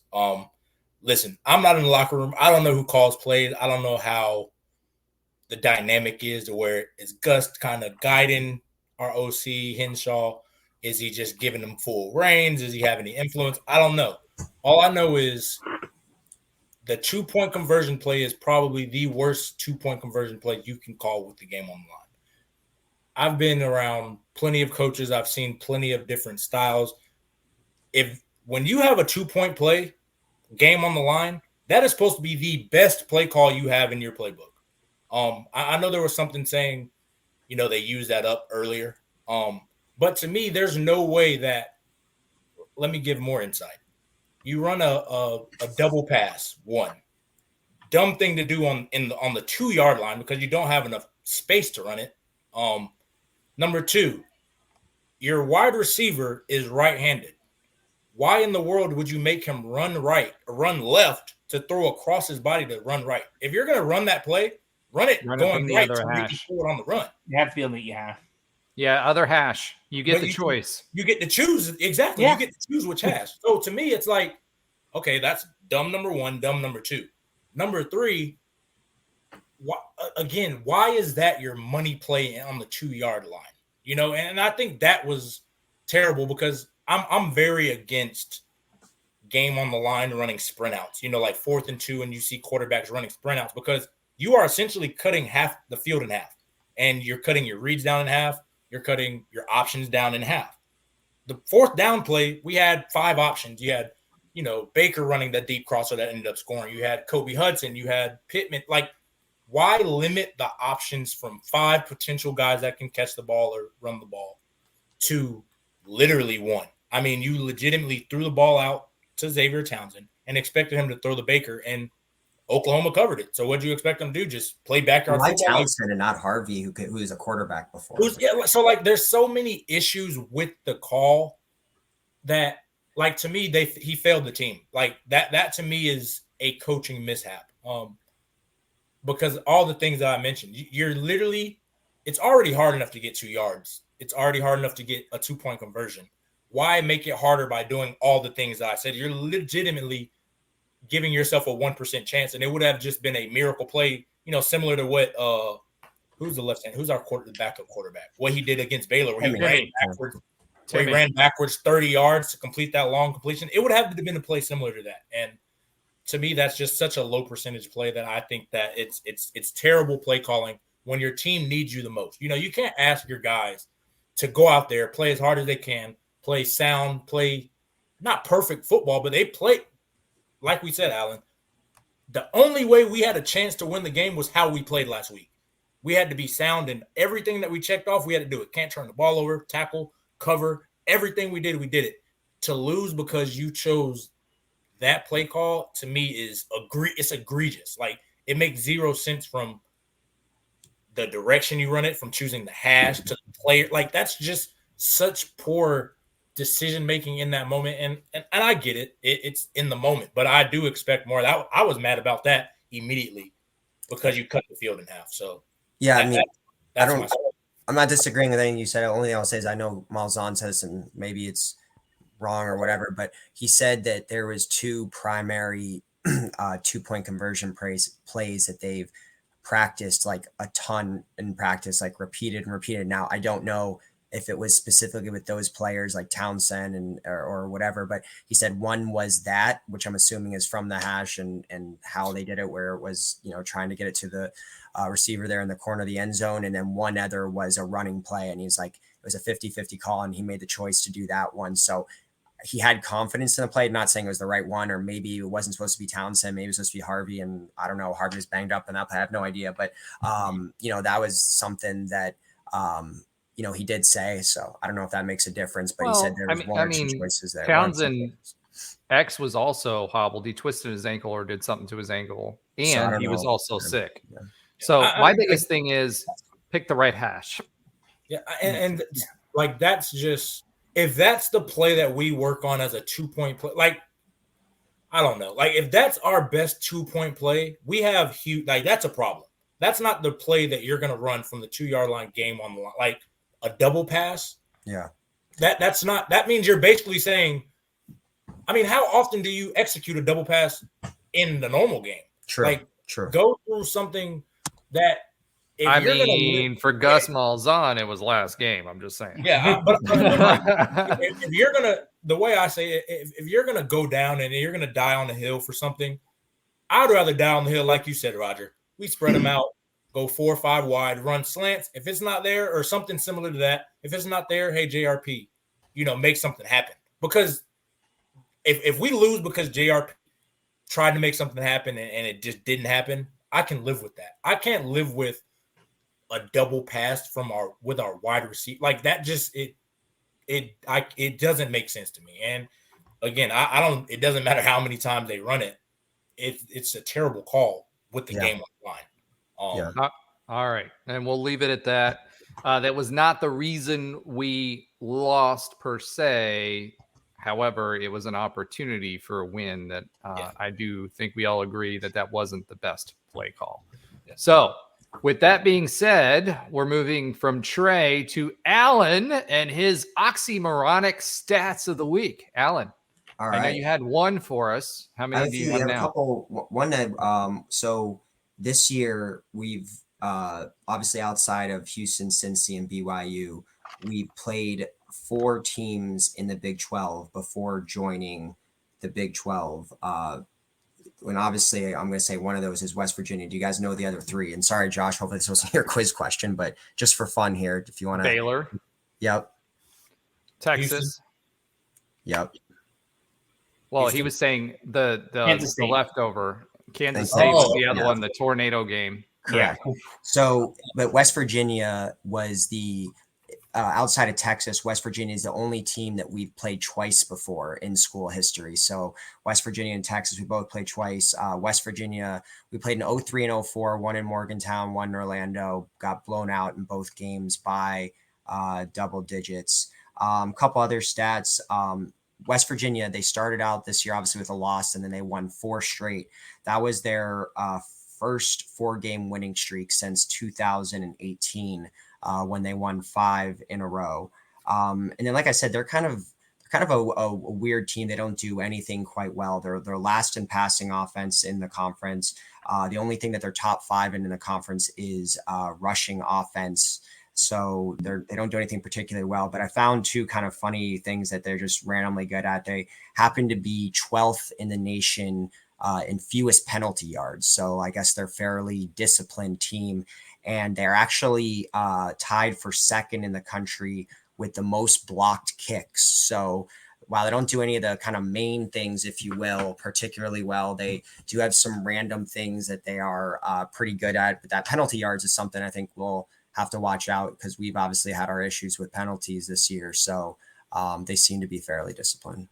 Yeah, and also on the kicks, we've been slow sometimes on getting our kicks off. So we need to make sure that we're consistent with that. That being said, thank you very much, Alan. That was a reach for some of those stats, but it's good to pick up somebody's good. Everybody's good at something. Let's just put it that way.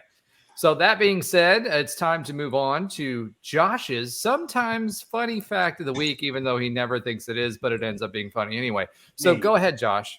All right. So Alan is talking about something that was part of the fun facts. So the first time we played, it's okay. I have another take on it. The first time we played West Virginia was almost 20 years ago to the day. It was 11-1, November 1st, 2003. Okay, so we're almost 20 years to the day. Which former UCF Knights on offense became NFL players, and which one is still playing? When we played them originally in 03, 04? In 03. Oh, specifically Brandon Marshall? Correct. Mike Sims Walker? That's still playing? They're not still playing. There is one still playing. Matt Prater. That you're saying is still playing. Oh, okay. Prater. Charlie Hewitt? Matt Prater. Matt Prater is still playing. I put offensive players that actually did something in the game that were on a stat sheet. This is 2003. Charlie Hewitt went to school with me, so it wasn't 2004. Yeah. I think it was. He might have been a smidgen later. There's one other that's still playing from over. Not still playing. No. You got the one still playing. That was just Matt Prater. He played for the Giants and a few other teams. Atari Bigby. Offense. Oh, sorry, offense. You said Marshall. Oh, the lineman. Josh Lyman. Was on a stat sheet. So there might be some O-line. Like Sitton might be on there and whatnot. But 2000, that's right. 2004, right? You said? Yeah. 2003. And actually, I think he was in 2004 too. Well. Let's see, wide receiver or running, probably wide receiver, running. Was it tight end? It was. What's that dude's name? That dude. That's his name. That dude. I don't remember back to 03, 04 who the tight end was. Do you have a hint? Tight end. I remember. Tight end. Was he in the Giants also? Played for the Giants. Also played for the Rams. You're gonna have to go initials at this point. I do know who you're talking about. I can't remember. DJ. Okay, we're getting beyond it. Darren Johnson. Darcy Johnson. Oh, Darcy. Yeah, Darcy Johnson. Four of just on the stat sheets. When you get 20 years old, you don't get all the data as easily, especially on an ESPN and whatnot. Hey, but listen.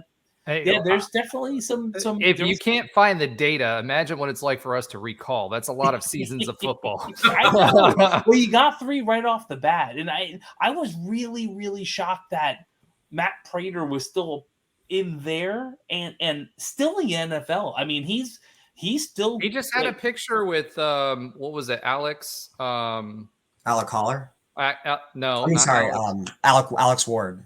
Alex Ward. He had a picture after a game where I think he's kicking for the Cardinals now. Yeah. And obviously Alex is still with the Rams. And it was like 2 weeks ago, they posted something on social media where it was like two specialists that are still playing.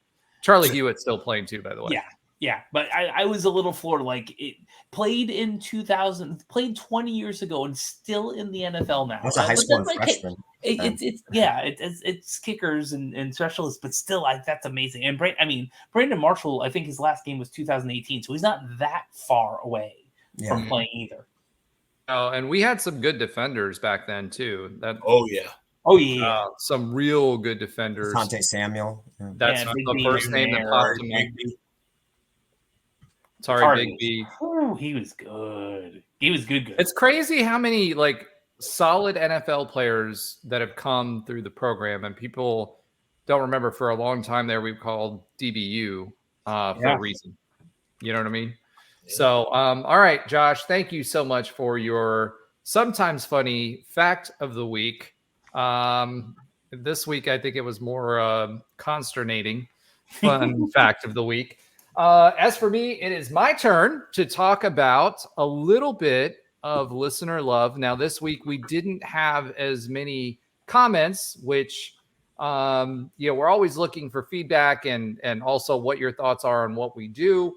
However, a little bit of a shout out. We did reach a milestone this past month. In the last 28 days, we've had over 1.6 thousand views of our content. So I want to throw a quick shout out there to everyone who's looking at our content, who's supporting us in that way. We aren't monetizing the channel, but it's still good for us to know that we're producing content that has value to you. So thank you so much for continuing to to watch. We encourage you to subscribe. And we appreciate it as we continue to pump out content for you. And we actually have more. We have some hoops coming up that's a little bit different. Next week we'll be joined by a special guest, Ben Stout. So you'll see some stuff on there. A good friend of Trey and mine, who'll be doing the preview.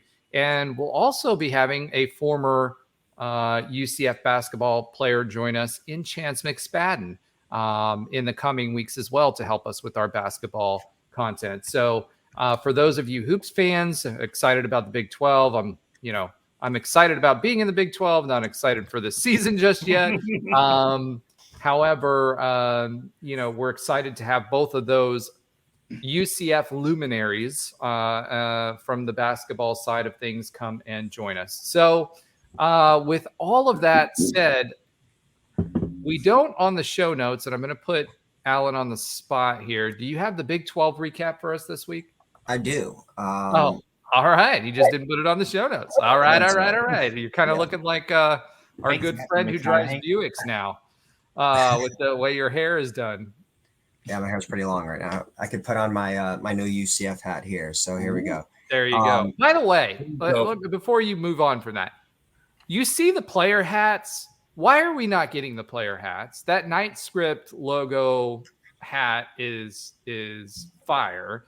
And we, our hat selection, our hat game selection has it's bad compared to like what the players are getting. Please give us some of those players. I mean, people remember, guys, if you give to all your marketers out there, if you give a solid product, people will buy that. If you give them a poor product and then try to say, hey, not as many people are buying it, so we're not going to buy those hats, you're going to get less sales. So quick marketing tip, put out the fire stuff because the rest of us will actually spend our money to it. All right, Alan, Big 12 super recap by Alan this week. All right. So once again, the Big 12 just showed zero consistency with the teams. No way to predict this stuff. The Big 12 has kind of been eating itself alive. So Baylor beat Cincinnati 32-29, but avoided they avoided a furious comeback by Cincy. They outscored Baylor 15-3 in the fourth quarter. So they had a reverse UCF there, and they ended up losing by 3 there. Then Oklahoma State beat our next week opponent, West Virginia, this week's opponent, 48-34. So had a pretty high scoring affair. And Oklahoma State continues to kind of turn around their season. They started off really poor, but they're now third place in the conference and are 3-1 inside the conference, 5-2 overall. Then Texas was kind of in a wider game with Houston, just like we were with Oklahoma. They had to pull away there at the end.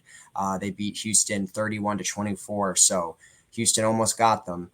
And then BYU continues to be the best of the new 4, at least record-wise. They beat a future opponent of ours, Texas Tech, 27-14. And BYU now is 5-2 and 2-2 in the conference. So they're definitely off to the best start of the new teams. And then Kansas State beat TCU 41-3. So they absolutely rocked TCU. So some of our recent opponents getting some wins, some of our recent opponents getting losses. But yeah, Oklahoma remains the only undefeated team left in the conference and has the inside track to obviously play in the conference championship. Yeah, Cincinnati they are actually in last place now. So, Yeah. yay, we're not the last place. So we're the last Washington's the runner-up. only two without a win in the conference. Yes. Yep. So that will be an interesting game. I feel like they're a wild card that I think their QB's too all over the place for them to win consistently. Yeah, it's Emory Jones. We beat him with Florida. So Yeah. Yep. So you have that. I think OSU showed that they have a dominant running back that we're going to have to stop in the future. Texas Tech was on their third string quarterback this week again. So hope and knowing by the time we get them, they'll probably be on their first string quarterback again. And you know how that goes with UCF luck. But, to your point, the Big 12 is always the conference that's wide open. TCU has been playing really, really poorly this year. Too bad we missed them. And Baylor, I guess we started their resurgence. So trying to save Dave Aranda, who I secretly think is a Vulcan, his job. So Oklahoma State and Baylor, besides Oklahoma, might be the hottest teams in the conference. They've won 3 straight, both of them. So, Oklahoma State's not going to be an easy one. Well, and part of that was they kept their team. We were expecting half of their team to transfer because of the NIL controversy. So, all right, moving on. Let's go to our Pick Your Poison score prediction before we finish off with UCF sports. So, Alan, what are your keys to the game, and what is your I guess we should go over last week's scores. So so start with that. Well, Roger, you were the only one to pick UCF. I'm sorry, no. Roger and Trey, you both picked UCF to win. Trey was definitely the closest. He had UCF 23, Oklahoma 21. So it was a 2-point game, but it was obviously reverse, and the score was a little bit higher. Josh had the 52-31 Oklahoma. I had 39-21 Oklahoma, and Roger had 38-32 with UCF. So none of us were, I guess, quite correct, although me and Josh had the right winner. But I think Trey there probably was the closest by margin of score with the 2-point margin there. Yeah, it's pretty close between Trey and I. I just had the opposite direction. We gotta get some rules on this for next season. Just to, all I know is like Trey and I are definitely not at the bottom, so one of you guys are buying steak. I'm just saying. How do you determine that by point total? Like what? That's exactly right because we've gotten every how single. We're determining it. It's just that it is what it is. I mean, what we do is. I still owe steak from last week. Yes, you do. No, you don't. You don't. Did you? No, I didn't. Actually, no, that was Ben, wasn't it? Ben or Andrew? You and Trey got the team wrong, so that can't even be close to correct. It's the wrong. You picked the wrong team. We'll get some rules. Like I said, I'm always going to pick UCF to win. Margin. It's not about who wins; it's who's closest to the pin. How is it? But it's the wrong team. It doesn't matter. I don't know. We'll iron out these details. Who says it doesn't matter? I say it doesn't matter. And you're wrong. I'm going to disagree with that. It's all good. We'll figure out. I already told you guys that I would automatically be buying the steaks because I'm never going to pick against UCF. Right. Also, so it's always been closest to the pin with the scores. Well, listen, next week we might have to drive your score up a little bit. Well, yeah. Well, I mean, Alan, if we're counting that, I did a good job with that 72-0. So. Well, yeah, mine is skewed from my 72-3 pick that I wasn't there for. All right, Alan, what are your keys to the game, and what is your prediction? Pick your poison prediction for this week. Yeah, I'd like to get out to a fast start in this one. Use some of that momentum from last week and really come out strong in this one, I think would be my first key. Second key, I would like to, have JRP be a little bit more multidimensional, be able to run the game. I think we saw how much we were missing that in the Oklahoma game, when he's a dual threat. I think he's at his best. And then, 3 would be, continue what we're doing on defense this last game. I like the getting back to the basics approach, obviously winning the turnover battle too. I'm expecting the crowd to be in it for this one. So win that turnover battle, do everything that's our strengths that we saw, like, kind of Trey talked about, we had to have that perfect game against Oklahoma. I don't think we have to have the perfect game against West Virginia, but we saw when we have a game plan that fits our mold and fits our personnel, we can execute it. So, let's wash off the stink of these last 4 weeks and, get this. I mean, this is a winnable game for us. And, pick your poison would be just this last week game against Oklahoma was fool's gold, and everything we thought was just maybe we played up to the competition, had a good matchup in a sense against them, and just played out of our mind, and we kind of resort back to how we played, before the Oklahoma game. That would be my biggest fear, is that this week was just kind of a aberration and we kind of fall back into old habits. What's your prediction? My prediction, and I'm hopefully going to get it right this time here, is 84-3. No. I was going to actually say that until you actually said it yourself. So, all right, you heard it here, folks. 84-3 by Alan for next week. He's definitely buying steak for the rest of us. 34-27 UCF. All right. That's solid. All right, Josh, let's go ahead and throw you in the hot seat next. What do you think? All right, so my musical keys for this week are going to also be from a famous musician from West Virginia. Who do you think that is? I'm looking at the clock, less than a minute. Very famous West Virginia musician. Country Roads? No, too obvious. No idea. You said very obvious. I mean, come on, Josh. Well, no, I'm not doing that. That's too obvious. What genre? So Brad Paisley probably would be one. I don't think there's too many country music fans in here. It would probably be the most popular. I like country. So hold on. I have to stop this for a second here.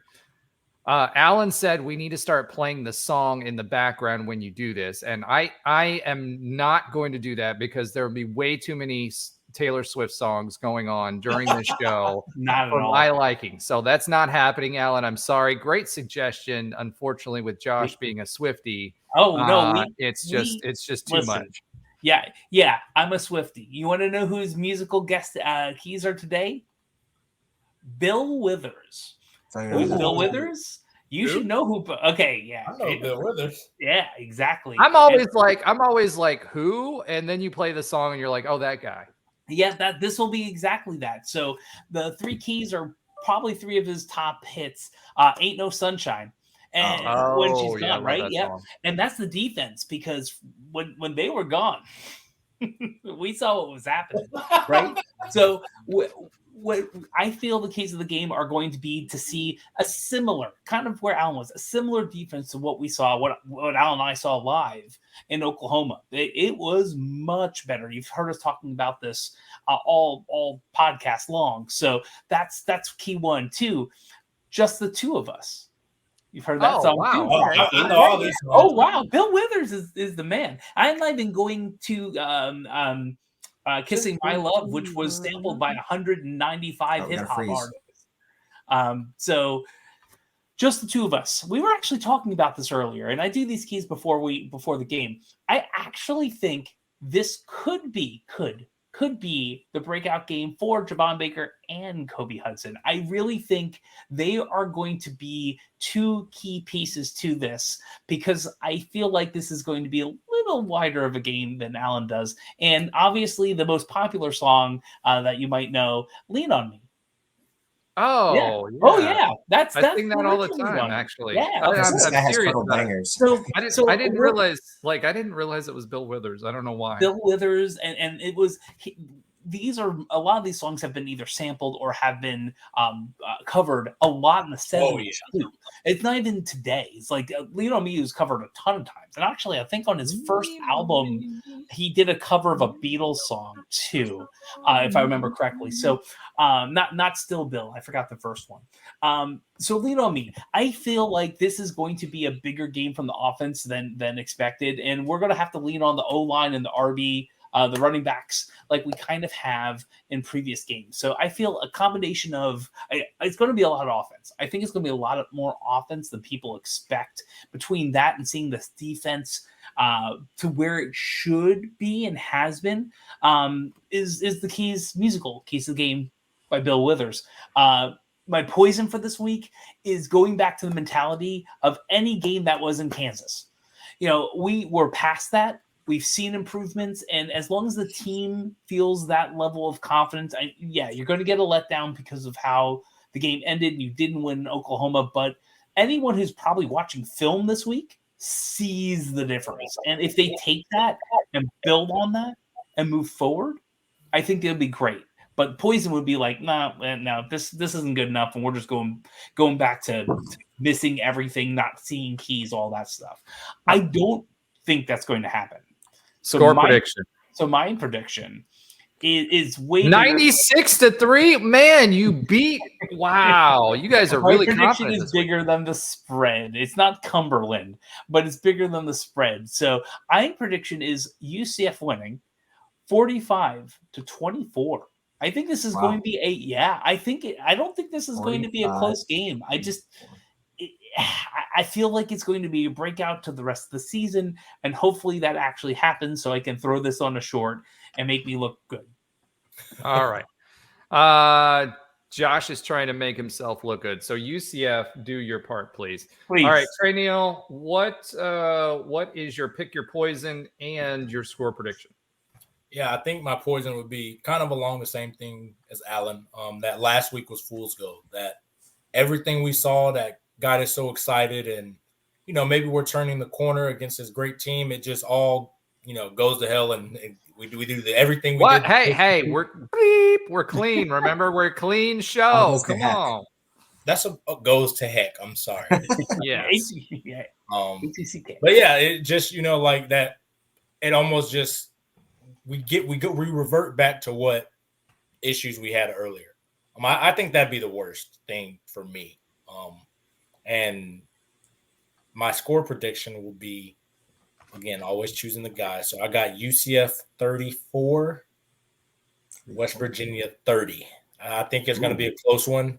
But that's what makes homecoming fun. Keep everybody in the stands all game so we can be rowdy all game. So I think it'll be a close one. All right. Thank you, Trey. For me this week, keys of the game, couple things. One, make sure that we keep pressure in the middle and stay healthy with Ricky Barber and Lee Hunter there in the middle.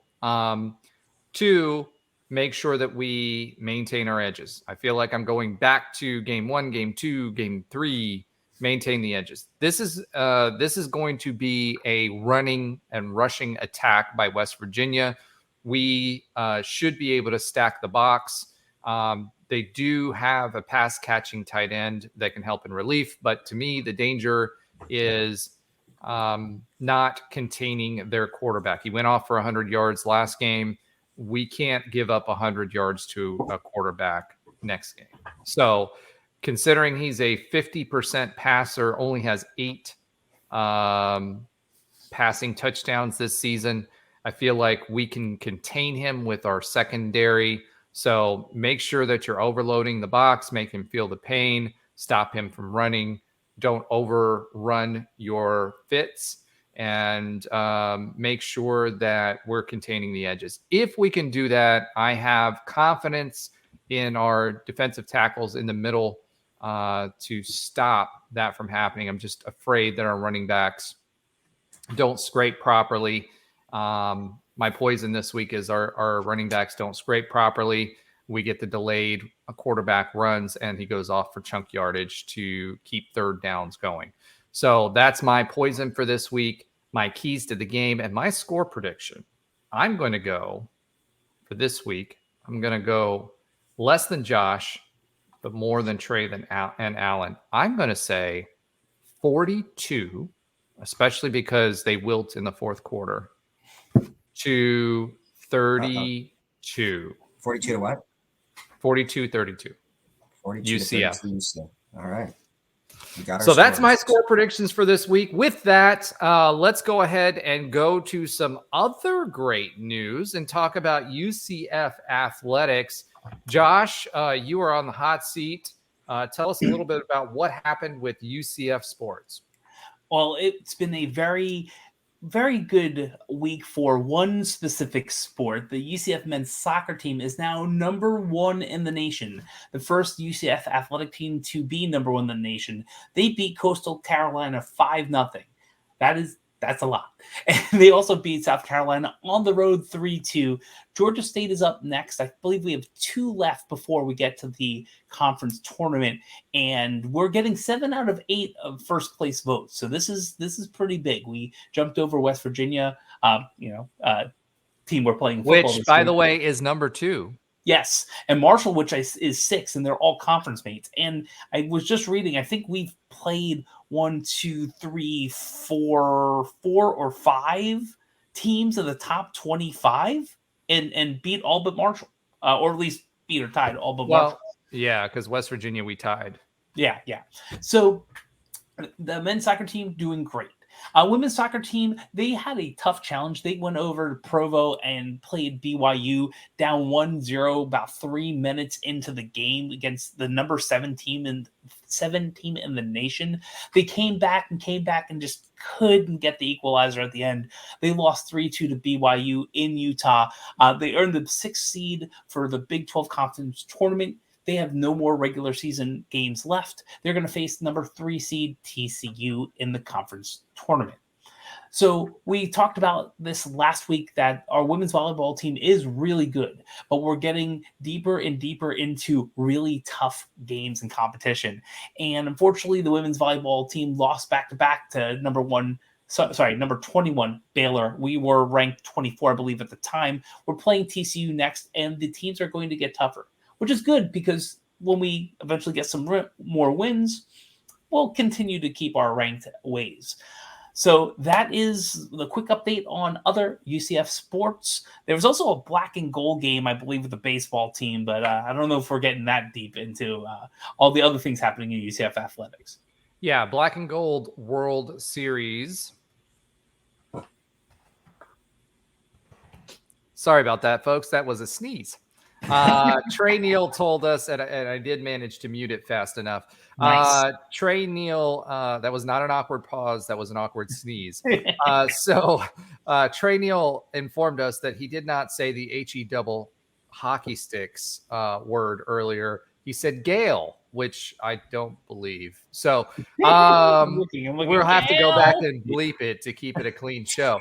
However, great week of UCF sports. I feel great about where we're coming from with the football program. As a reminder, make sure you like and subscribe our channels, whether you're consuming it as a podcast through Apple, Spreaker, or any of the other Spotify, any of the major podcast channels. Also, make sure you comment. We appreciate it. We take that feedback to make our show better. And next week, as a reminder, we will have Ben Stout joining the show, UCF's very own 7-footer. He's not quite as tall as Taco Fall. However, he does make me feel really small. So I spent a lot of time with him, and he makes me feel really small. He does have to duck into normal size doorways. And he can drink a ton of beer because he's got a very big body without feeling it. So, make sure you welcome him with open arms. We spent a lot of time with him on Nightline and the radio show. Trey knows him very well, and he knows basketball. He's been on ESPN, called games on ESPN multiple times. He's very knowledgeable about the game, and just a great person overall. So I'm looking forward to that. I will not be here next week because I do have a work obligation. So I will be winning. I will be putting my own estimate out there for our game against Cincinnati, which is we're going to win that game 155-3. Yeah, we're going to keep that 3, consistent through all of these. 223-3. You have to be better than no. We're saving better for you. Okay. So, however, that being said, I will enjoy being a spectator. I want to thank the guys for making this a great show, and thank the viewers and the listeners for making it worthwhile. So with that being said, remember to like and subscribe, and go Knights. Charge on, baby. I have nothing for the end this time. I don't know why. It's fast.